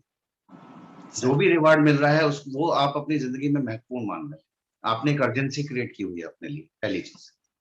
दूसरी चीज, वो भरोसा आपके अंदर है और वो भरोसा ट्रांसफर करते हो आप किसी। लेकिन हमारे पास लोगों के क्वेश्चंस के आंसर्स कैसे आ गए? क्वेश्चन उनके पास भी थे, क्वेश्चन हमारे पास भी थे। उनके पास जुनून नहीं था, अपने पास जुनून था सफल होने का। वो क्वेश्चंस कर रहे थे, हम आंसर्स ढूंढ रहे थे, राइट। यही तो कर रहे थे। करेक्ट। हम कहीं भी जाते थे, लोग कहते थे यहाँ नहीं चलने वाला भाई साहब, यहाँ के लोगों का ये माइंडसेट रहा, और अपना दिमाग अटक जाता था, यहाँ जरूर चलेगा। That was the passion, that was the जुनून। क्यों नहीं चलेगा? अगर यहाँ इंसान है, जिंदा है, तरक्की के बारे में कुछ भी सोचता है तो बिजनेस चलेगा, यहाँ कौन रोकेगा इसको, राइट। तो पैशन इज वन थिंग, आपका खुद का जुनून कैसा है, और जुनून है तो आप अपना बेस्ट दोगे, वर्क एथिक्स का मतलब क्या है?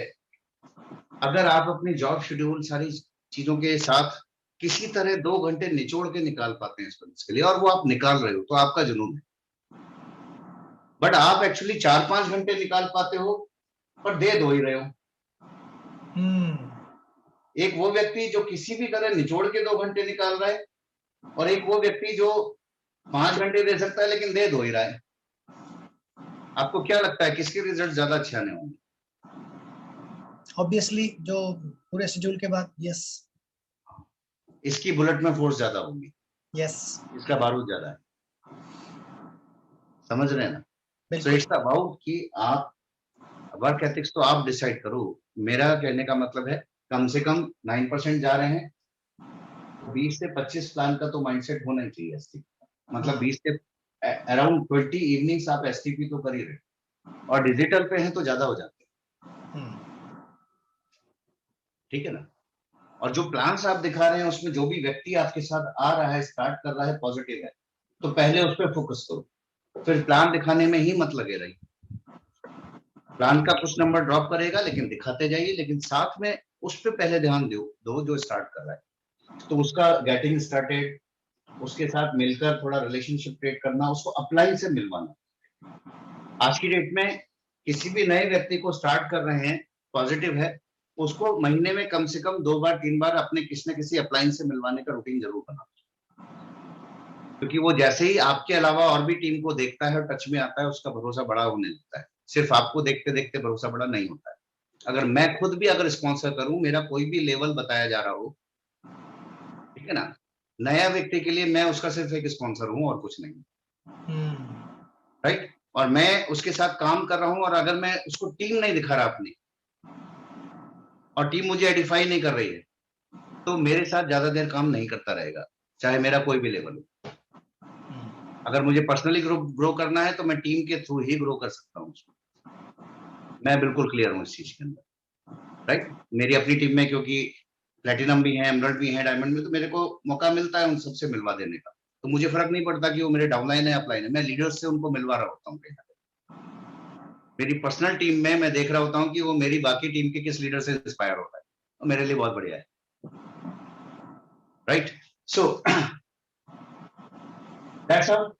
वर्क एथिक्स ये है, कम से कम 20 से 25 एसटीपीज कीजिए, अपॉर्चुनिटी शेयर कीजिए, और ये ढूंढिए कि किसके अंदर बीज है जिसको ग्रो किया जा सकता, किसको खाद पानी देनी है। थोड़ा सा पानी दोगे तो पता चल जाएगा कि वो बीज जड़ पकड़ रहा है कि नहीं पकड़ रहा। थोड़ा सा भी नर्चर करोगे, थोड़ा सा भी आप उसको माहौल में लेकर आओगे, खाद मिलवाओगे, आपको पता चल जाएगा कि वो कैच कर रहा है नहीं। जिसकी जड़ें बनने लगे हैं उसको तो पूरा फिर फोकस करके आपको डेवलप करना है, डिपेंड नहीं करना। साथ साथ पैरेलल कुछ ऑप्शंस डेप्थ में साइड में क्रिएट करते जाओ। तो वर्क एथिक्स ये है, कम से कम 20 से 25 प्लान्स और 9 कोर स्टेप्स जो हम कहते हैं। आपका बुक फंक्शन टेप, जब आपकी टीम ग्रो करने लगी है, आपको रिजल्ट मिलने लगे हैं, तब आपको ज्यादा सीडीज सुनने की जरूरत है, ज्यादा अपलाइन से बात करने की जरूरत है। इफ यू आर गोइंग 9% और 12%, देखो आपकी फ्रिक्वेंसी अपने अपलाइन, प्लेटिनम, एवब, जिससे भी आप टच में रहते हैं, ठीक है ना, उससे आपकी फ्रिक्वेंसी दिन में कम से कम 1 बार 2 बार बात करने की है कि नहीं। जब आप नया 9 नया 12 जा रहे हैं, तो सबसे ज्यादा इंपॉर्टेंट है वो बातचीत करना, सबसे ज्यादा इंपॉर्टेंट है उस वक्त सीडीज को रिपीटेडली सुनना, ठीक है ना। जब आप 12% लेवल क्रॉस कर रहे हैं, बुक्स पढ़ना आपके लिए बहुत ही इंपॉर्टेंट है, उससे पहले भी इंपॉर्टेंट है, राइट? लेकिन तब बुक्स का नंबर बढ़ाना भी होगा आपको, क्योंकि एक अलग तरह का माइंडसेट गेन करना है आपको as a leader, right? Correct sir.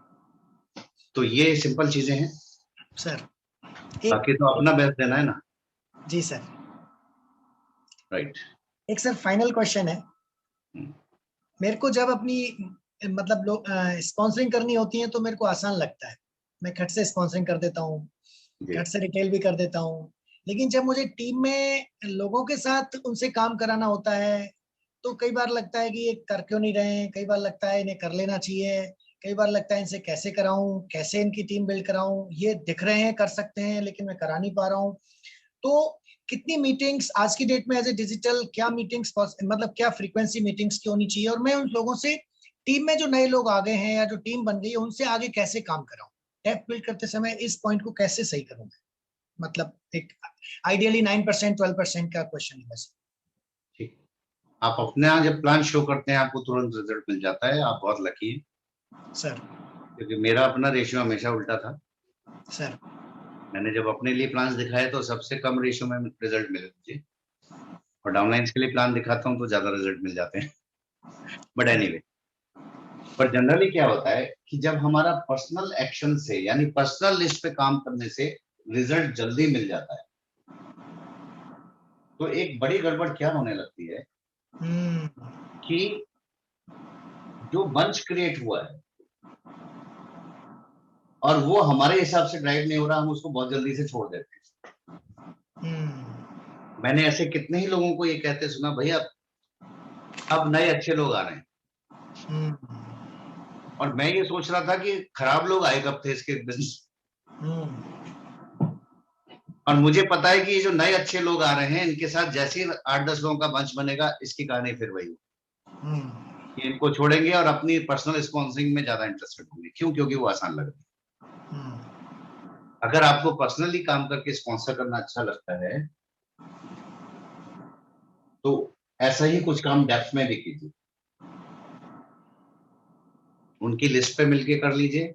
कहीं स्टेगनेंसी आ रही है तो अपनी स्पॉन्सरिंग भी वहां रख सकते हैं। अगर आपकी स्ट्रेंजर कॉलिंग है या कोल्ड कॉन्टेक्टिंग है, उसको आप इस पे कहीं डेप्थ में रख के उसको ड्राइव करना शुरू कर दीजिए, ठीक है ना। इसमें सबके अलग अलग विचार होते हैं, बट मुझे लगता है कि कहीं फायर दे देने से अगर वो वापस फायर कैच की जा सकती है तो कर देना चाहिए, ठीक।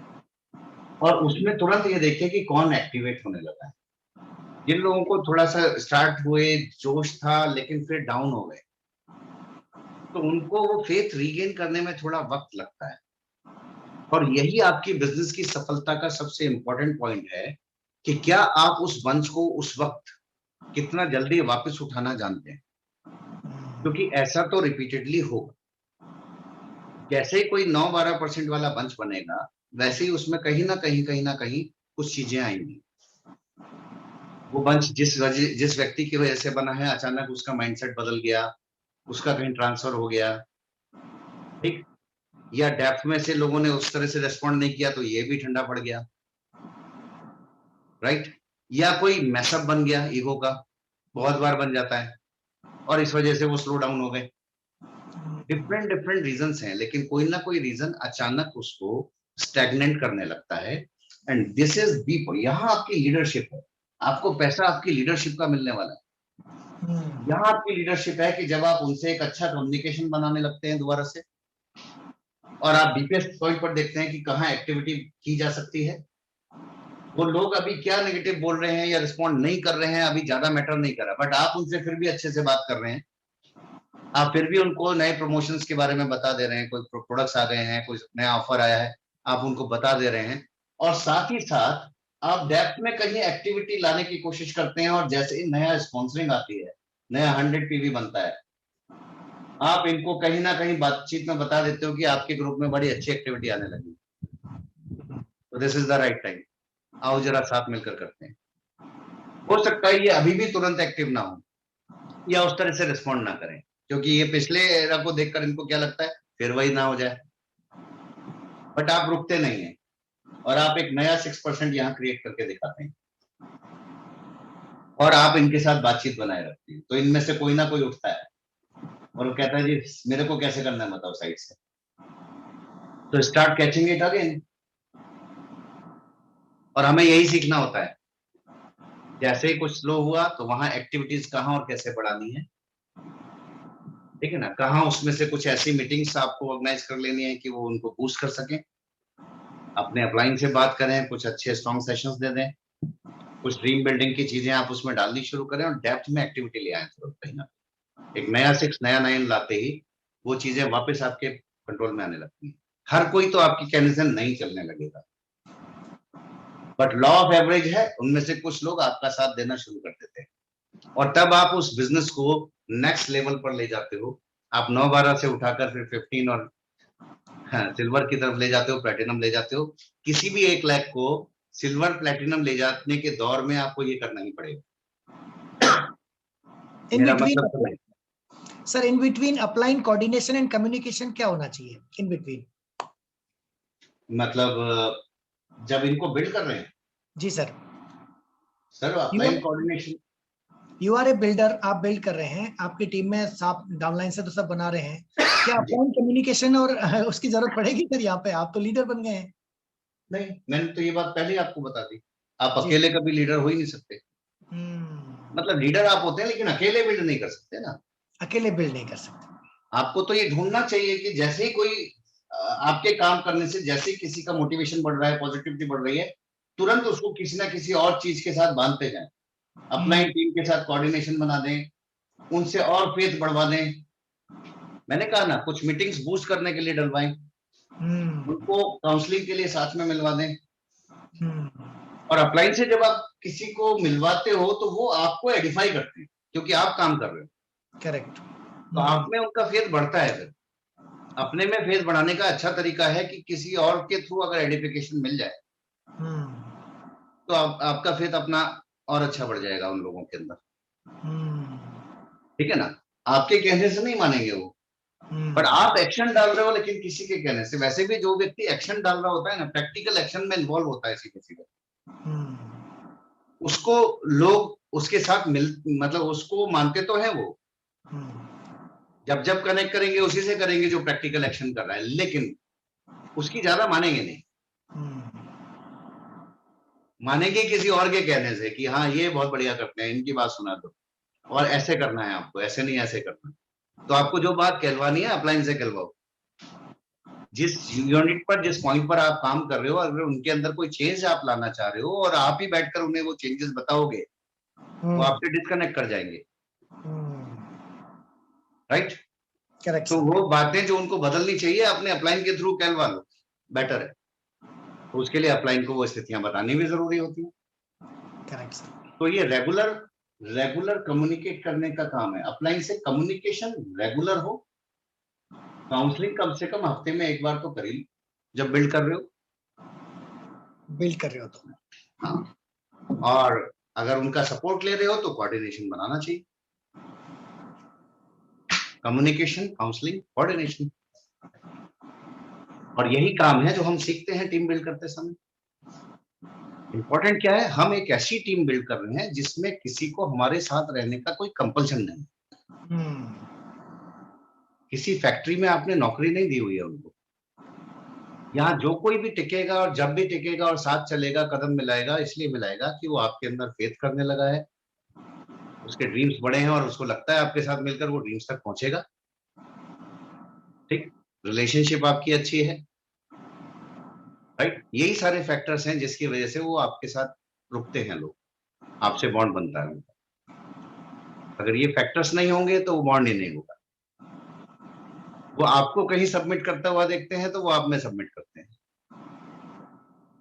So simple. वो आपको पूरी तरह सिस्टम में, अपलाइन में सबमिट करते हुए देखेंगे तो वो आपके अंदर पूरी तरह सबमिट करेंगे। राइट? आप उन आध्यात्मिक गुरु के पास जाते हो जो अपने किसी गुरु की बातें करते हैं,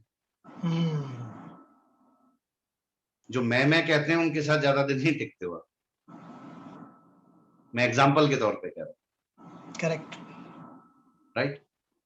तो ये सिंपल सी बात है। Correct sir. Sir last question जी। आज की डेट में डिजिटल प्लेटफॉर्म पे सिस्टम का जो रोल है वो उस तरह का नहीं रह गया है जैसे पहले वीकली सीडीज आती थी, वीकली मीटिंग मिल जाती थी फिजिकल। अभी सिर्फ डिजिटल रह गया है जहाँ पे हम ज्यादा दिखा भी नहीं पाते, एक मूवी की तरह से है। जी जी। इन टुडेज सिनेरियो अगर मुझे तेजी से बिल्ड करना है तो क्या फ्रीक्वेंसी मेरी मीटिंग्स की रहनी चाहिए? किस तरह से मैं system best of the best provide करा सकता हूँ टीम को? सर, ये निर्भर करता है कि आप किस यूनिट पे काम कर रहे हैं, वो किस लेवल तक आ रही है, एक्टिविटी क्या है। मेरे हिसाब से जब आप एक नई एक्टिविटीज क्रिएट कर रहे हो तो आपकी हर सेकंड एक मीटिंग होनी चाहिए। ओके। उसके अलग अलग पॉइंट्स पे हो रही हो चाहे, क्योंकि फ्रेश प्लान्स वो लोग नहीं दिखा पा रहे होते। वो इनवाइट करना उनको आपने सिखा दिया और उनके लिए फ्रेश प्लान ऑर्गेनाइज करते जा रहे हो हर ऑल्टरनेट डे पे। ठीक है ना। फॉर एग्जाम्पल कोई 9% 12% का ग्रुप डेवलप हो रहा है और उसमें यूनिट्स बन रही है, नया 3 नया 6, तो वो नए लोग हैं, उनको इनवाइट करना तो सीख लेंगे आपकी जल्दी, बल्कि उनकी क्रेडिबिलिटी लिस्ट है, फटाफट इनवाइट तो कर सकते हैं, पर वो प्लान फटाफट नहीं दिखा सकते। और किसी भी आपके मान लीजिए 2-3 ग्रुप्स के अंदर मिला के ऐसे 5-7 पॉइंट बन रहे हैं, 8 पॉइंट बन रहे हैं या 10 पॉइंट बनने लगे हैं, तो आप 10 पॉइंट पे हर रोज प्रेजेंट नहीं रह सकते। तो वहां पर आपको कोई ना कोई ग्रुप मीटिंग बनानी ही पड़ती है। और मेरा सजेशन होता है कि हर ऑल्टरनेट डे पर आप कोई ना कोई फ्रेश प्लान किसी ना किसी के द्वारा रखना शुरू कर दें। 2 काम होंगे उसमें, एक तो वो इनवाइट करेंगे और उनके लोग प्लान देख लेंगे। तो उनको सबसे पहली चीज क्या सीखनी है, जल्दी से इनवाइट करना सही ढंग से, प्लान दिखा लेना सीखना एकदम से उनके लिए। दूसरा, जब ये प्लेटफॉर्म मौजूद होगा तो रिपीटेडली आप किसी ना किसी को प्लान पर लाने की कोशिश करते जाएंगे। ठीक है ना, नए लोगों को प्लान दिखाया जा रहा है, नए लोगों का बंच है, उनमें से आपने जो नया 6 गया, नया 3 गया, उसको रेडी किया कि ये प्लान अब आपको शो करना है। ठीक, तो ये आपका एक प्लेटफॉर्म बनता है कुछ प्लान दिखाने वाले लोगों को फटाफट खड़ा करने के लिए। और डिजिटल पर प्लान दिखाना सिखाना बड़ा आसान काम हो गया जी, क्योंकि बनी बनाई स्लाइड्स हैं, उसको उसके हिसाब से बोलना है। अच्छा, ये मानेगा कि ये जो अल्टरनेट मीटिंग्स हो रही हैं और ग्रुप मीटिंग हो रही हैं, मे बी कि इसका रिजल्ट बहुत अच्छा ना आ रहा हो, क्योंकि नया व्यक्ति प्लान दिखा रहा है और नए नए लोग उनको इनवाइट कर रहे हैं, फॉलो करना जानते नहीं हैं। तो ऑफ कोर्स आपका नेक्स्ट एक्शन, ऑल्टरनेट में क्यों कह रहा हूं, आज प्लान हुआ, तुरंत आपने देखा किस किस के इन्विटेशंस थे, उनको आपको मिलकर कॉन्फ्रेंस पे रखकर उनको जूम पर लाकर फॉलोअप आपको करना है, या फिजिकल या फिजिकल। आज के डेट में तो फिजिकल हो गया ना, आप फिजिकली मिल सकते हो। Correct sir. तो फॉलोअप के पॉइंट्स आपको ढूंढने हैं फिर अपने 3-4 लेक्स में कि किस किस के इन्विटेशंस थे और फॉलोअप मैं करूंगा साथ में। ठीक है ना। दूसरा, जैसे जैसे आपकी टीम में लोग 1-on-1 प्लान करना अच्छे से सीख जाते हैं और सही ढंग से करने लगते हैं, तो आपको शायद उस टीम के अंदर ऑल्टरनेट करते रहने की जरूरत नहीं रह जाती। ठीक है ना। जैसे मैं अपनी पर्सनल यूनिट की एक बात करता हूं कि वो जब 12-15% तक का बिजनेस दे रहे थे तो हमने ऑल्टरनेट डेज पर डिजिटल पे प्लान किए, एवरी सेकंड डे प्लान हो रहा था और वो इनवाइट करते जा रहे थे। उसमें जो लोग आ रहे थे उनको हम फटाफट कनेक्ट करते थे, कोई ना कोई लीडर हम में से, और वो उसका फॉलो करने में इन्वॉल्व होते थे। स्टार्टअप्स आ रहे थे, धीरे धीरे करके उन प्लान्स में लोगों का नंबर जो है, हमारे पास 10-12 ऐसे लीडर आ गए जो अल्टरनेटली प्लान दिखाने वाले लोग तैयार थे, and now they were ready to show 1-on-1 plans. तो हमने वो फ्रीक्वेंसी फिर वीक की कम कर दी उस यूनिट। अब हमने क्या किया, हफ्ते में सिर्फ दो शामें रखी जिसमें ग्रुप प्लान हो रहा था, बाकी शामें हमने उनको दी कि आप 1-on-1 प्लान करोगे। और हमने क्या किया, अब क्योंकि यूनिट बड़ी हो गई, वो 15% या इससे ऊपर का बिजनेस कर रही थी, तो हमने कहा 1-on-1 प्लान आप लोग करो जो 5-6 लोग कर रहे हैं, और जब भी आप प्लान फिक्स करो उसमें अपने किसी ना किसी अपलाइन को या मुझे, मतलब किसी भी प्लेटिनम को मुझे इन्वॉल्व कर लो। ठीक, तो प्लान आप शो कर रहे हो, मैं उसमें इन्वॉल्व हूँ। इन्वॉल्व मतलब मैं देख रहा हूँ कि प्लान वो कर रहे हैं, प्लान के तुरंत बाद उन्होंने मुझसे मिलवा दिया या अपने इमीडिएट जो भी अपलाइन है उनसे मिलवा दिया। तो वो अपलाइन क्या कर रहा है, प्लान के तुरंत बाद उनसे कुछ बातचीत कर ले रहा है, कन्वर्सेशन कर ले रहा है। क्योंकि क्वेश्चन क्या आ रहा था डिजिटल पे कि जी अब हम जिसको बुला रहे हैं, क्योंकि सेकेंडरी लिस्ट जैसे आ जाती है तो क्या प्रॉब्लम है, बुलाया बंदे ने, प्लान देखा, अगली बार से फोन नहीं उठा रहा, वो फॉलोअप कैसे करोगे। ठीक है ना। तो वहां हमने तुरंत क्या किया, उसके बाद मैंने एक चीज मिसिंग पाई कि वो प्लान दिखा रहे हैं, बातचीत कर ही नहीं रहे उनसे, और कांटेक्ट जो है वो उतना क्लोज है नहीं। उसके लिए बड़ा आसान है कि समझ नहीं आया तो अगली बार कनेक्ट नहीं करेगा, या कोई छोटा मोटा क्वेश्चन है तो जैसे ही हम बातचीत करते हैं तो उसके बेसिक क्वेश्चन, सर प्रोडक्ट्स बहुत महंगे हैं, बताया तो पहले भी था, स्टार्ट तो किया था पहले भी मैंने, बट प्रोडक्ट्स ही हमने यूज किए थे और इसमें ये प्रॉब्लम, वो जनरल 4-6 क्वेश्चन होते ही होते हैं, और वो वहां बातचीत में तुरंत का तुरंत सॉल्व हो जाते हैं। असली क्वेश्चन अभी भी नहीं आता कई बार, बट एक चीज जरूर होती है कि फिर जब ये व्यक्ति अपने इस व्यक्ति को नेक्स्ट डे कनेक्ट करना चाहता है तो फोन उठाता है, और अपना असली क्वेश्चन जब बोलता है तो जूम पर आ जाता है दोबारा, तो सही फॉलोअप तब हो जाता है, राइट। और भी कई बार क्या हुआ कि मैं इन्वॉल्व था, प्लान इन्होंने दिखाया, मैं इन्वॉल्व था, प्लान हो गया, बातचीत मेरी हुई, अच्छी बातचीत हुई, बंदा पॉजिटिव था, स्टार्ट नहीं किया, और 2-3 बार उसका प्लान, इसका फिर फॉलोअप, इसका फोन उठाना बंद कर दिया। एक्चुअली वो क्या करते हैं, फोन पे फॉलोअप कर देने की कोशिश कर रहे होते हैं लोग, ठीक है ना। तो ठीक है, उसका फोन नहीं उठाया, हमने गैप छोड़ा, 1 महीने बाद मैंने फिर से उठाया, कॉन्फ्रेंस पे लिया, दोबारा कॉल लगाया, मेरे से सीधी बात हो गई उसकी, कॉन्फ्रेंस पे है, अभी वो पॉजिटिव था and he was ready to start, कोई मेजर क्वेश्चन था ही नहीं उसका। तो क्योंकि वो मुझे जानता था, फॉलोअप में हमने बातचीत की थी, इसलिए उसने मुझसे खुल के बात कर ली दोबारा भी, वरना मैं एक स्ट्रेंजर की तरह फॉलोअप करने के लिए कनेक्ट करता तो उसने कट कर देना था फोन। तो ये एक बेनिफिट बनता है तब जब 1-on-1 प्लान कर रहे हैं हम लोग, उसका फायदा डिजिटल पे उठाने की बात कर रहा हूँ। और आज की डेट में फिजिकल है, आपने डिजिटल पे प्लान दिखाया है तो फॉलोअप जाकर मिलकर कर लो जाके। अगर आपके लोकेलिटी के अंदर है, लोकल उसमें है, तो फॉलोअप के लिए वेट ना करो कि डिजिटल पे ही कनेक्ट करेगा, मिलना फिक्स करो और जाकर बैठो, एंड स्टार्टअप के लिए जो हम पहले फॉलोअप किया करते थे वैसे ही फॉलोअप कर लीजिए, ठीक है ना। तो ये कुछ चीजें हैं। फ्रीक्वेंसी हफ्ते में कम से कम 1 बार या 2 बार पेस मीटिंग की फ्रीक्वेंसी तो होनी चाहिए। मैं पर्सनली जिन टीम को हैंडल कर रहा होता हूं उसमें टीचिंग फ्रीक्वेंसी हफ्ते में 3 बार, ये मैं पर्सनल बता रहा हूँ। ग्रुप टू ग्रुप उसके डायनेमिक्स के हिसाब से अलग अलग हो सकती है, क्योंकि ग्रुप लीडर्स अपनी अपनी कुछ मीटिंग्स भी कर रहे होते हैं कई बार, ठीक है ना। तो किस टीम की बात कर रहे हो, किस ग्रुप पे, तो उसके लीडर्स, लेकिन कहीं भी 9, 12, 15% का बंच है तो हफ्ते में कम से कम 2 टीचिंग सेशंस तो चाहिए हम।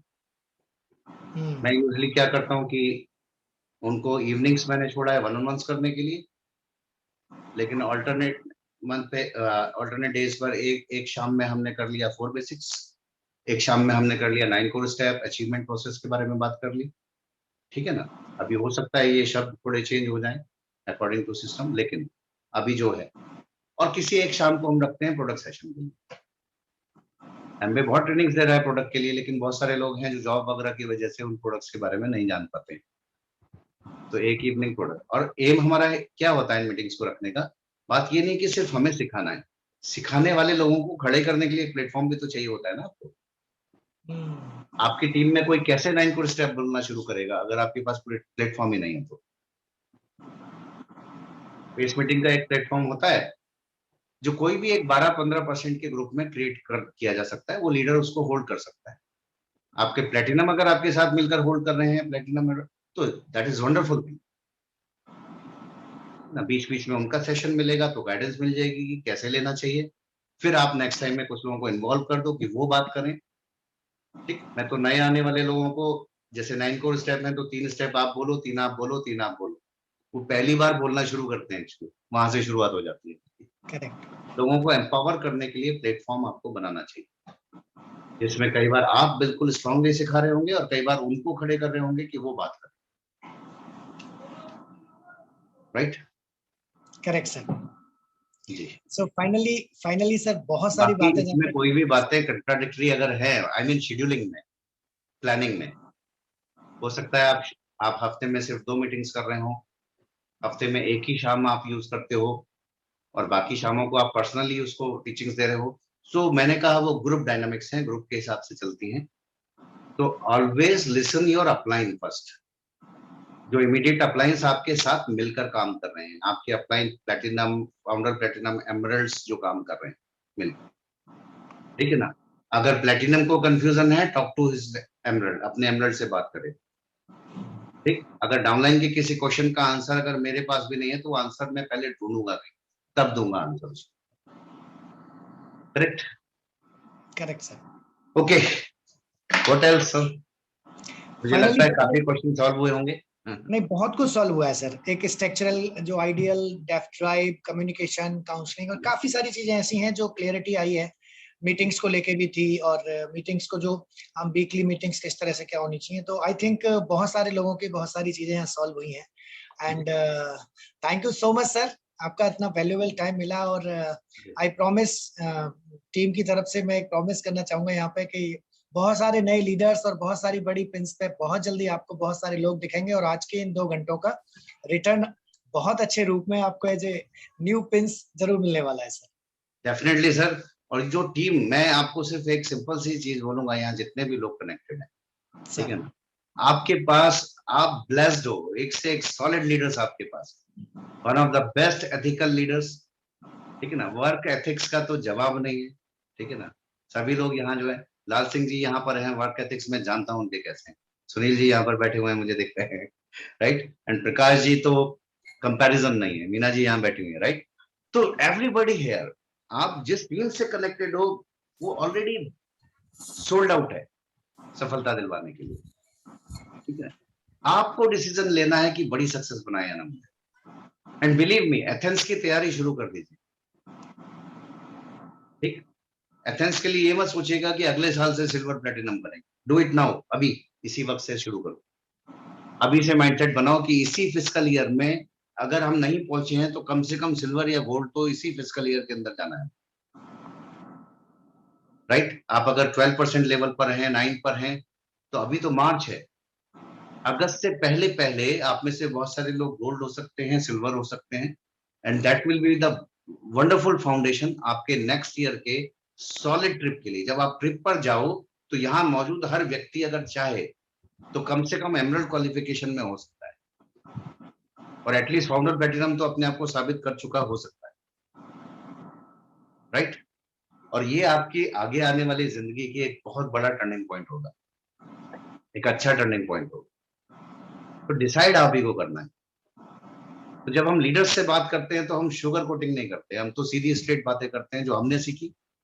जब हम अपनी सिल्वर एंड अबव में जाते थे गो डायमंड में, तो अंदर घुसते ही हमें पहली चीज ये बोल दी जाती थी कि आप शुगर कोटिंग की उम्मीद मत कीजिएगा, now you are the leaders, ठीक है ना। आप सच सुनने के लिए रेडी रहें, आपको एक्चुअली क्या करना चाहिए। वही मैं आपको बोल रहा हूँ, आप 6%, 9% and above leaders, accept the truth. ये करना काम करने से बिल्ड होगा, और ये मोमेंटम में बिल्ड होगा। ये स्लोली ग्रेजुअली 2 साल 3 साल 4 साल में आप अचानक सिल्वर और प्लेटिनम नहीं जाएंगे। ये आप डिसाइड करेंगे और अगले 6 महीने से 9 महीने के अंदर वो काम कर देंगे। जब भी करेंगे वैसे ही करेंगे। अब ये आपको डिसाइड करना है कि आज से 5 साल बाद करूं, 10 साल बाद करूं, या बच्चे और बड़े हो जाएं तब करो, या आज ही कर लो। जब करना है वही 6 से 9 महीने करना है। और जब भी आप करने का डिसीजन लेंगे, लाइफ स्ट्रेट नहीं होगी, लाइफ टेढ़ी मेढ़ी होगी। उस वक्त जिंदगी में सिचुएशन मौजूद होंगी, लाइफ स्ट्रेट एक ही जगह जाकर होती है, ठीक है ना, जहां हमारी लाइफ लाइन स्ट्रेट हो जाती है, उससे पहले लाइफ स्ट्रेट नहीं होती कहीं। करेक्ट सर, जिंदगी के चलते में से ही आपको निकालना, राइट, ये सफलता बिल्ड करनी होती है। Right sir. कल कोई नया एरा शुरू नहीं होने जा रहा, नई सिचुएशंस, काम यही करना है कल भी। अच्छी बात ये होने जा रही है कि बहुत सारी सपोर्ट करने वाली चीजें हमारे साथ आती जा रही हैं, ठीक है ना। अभी जैसे हम वापस फिजिकल मीटिंग्स पर आ रहे हैं, तो सिस्टम भी उतना ही और स्ट्रांग होकर हमारे साथ आता चला जा रहा है। एमवे बहुत सारा ऐसा काम कर रही है जो नए आने वाले लोगों को बूस्ट करने में आपको बड़ी मदद देने वाला है। सेमिनार्स भी होने वाले हैं, बहुत सारी ऑडियो वीडियोस आपको मिलने वाली हैं, नए अचीवर्स की, उनकी लाइफ स्टोरीज की, टीचिंग्स की, राइट। तो सब कुछ इन लाइन है ऑलरेडी, आपको यूज करना आना चाहिए। तो just make it happen, just decide it and make it happen. Thanks a lot sir, thank you so much. और मिलके एक बहुत बड़ा कारवा और बहुत बड़ा मोमेंटम क्रिएट करते हैं। Thanks a lot, thank you sir, all the best. And guys, इसी के साथ हम आज की मीटिंग समाप्त करेंगे। एंड सर का पूरा टाइम मिला, इसके लिए बहुत बहुत धन्यवाद। एक बार जोरदार तालियों के साथ जो होस्ट है वो स्वागत कर सकते हैं। Thank you so much sir, thank you. Okay, Thank you, sir.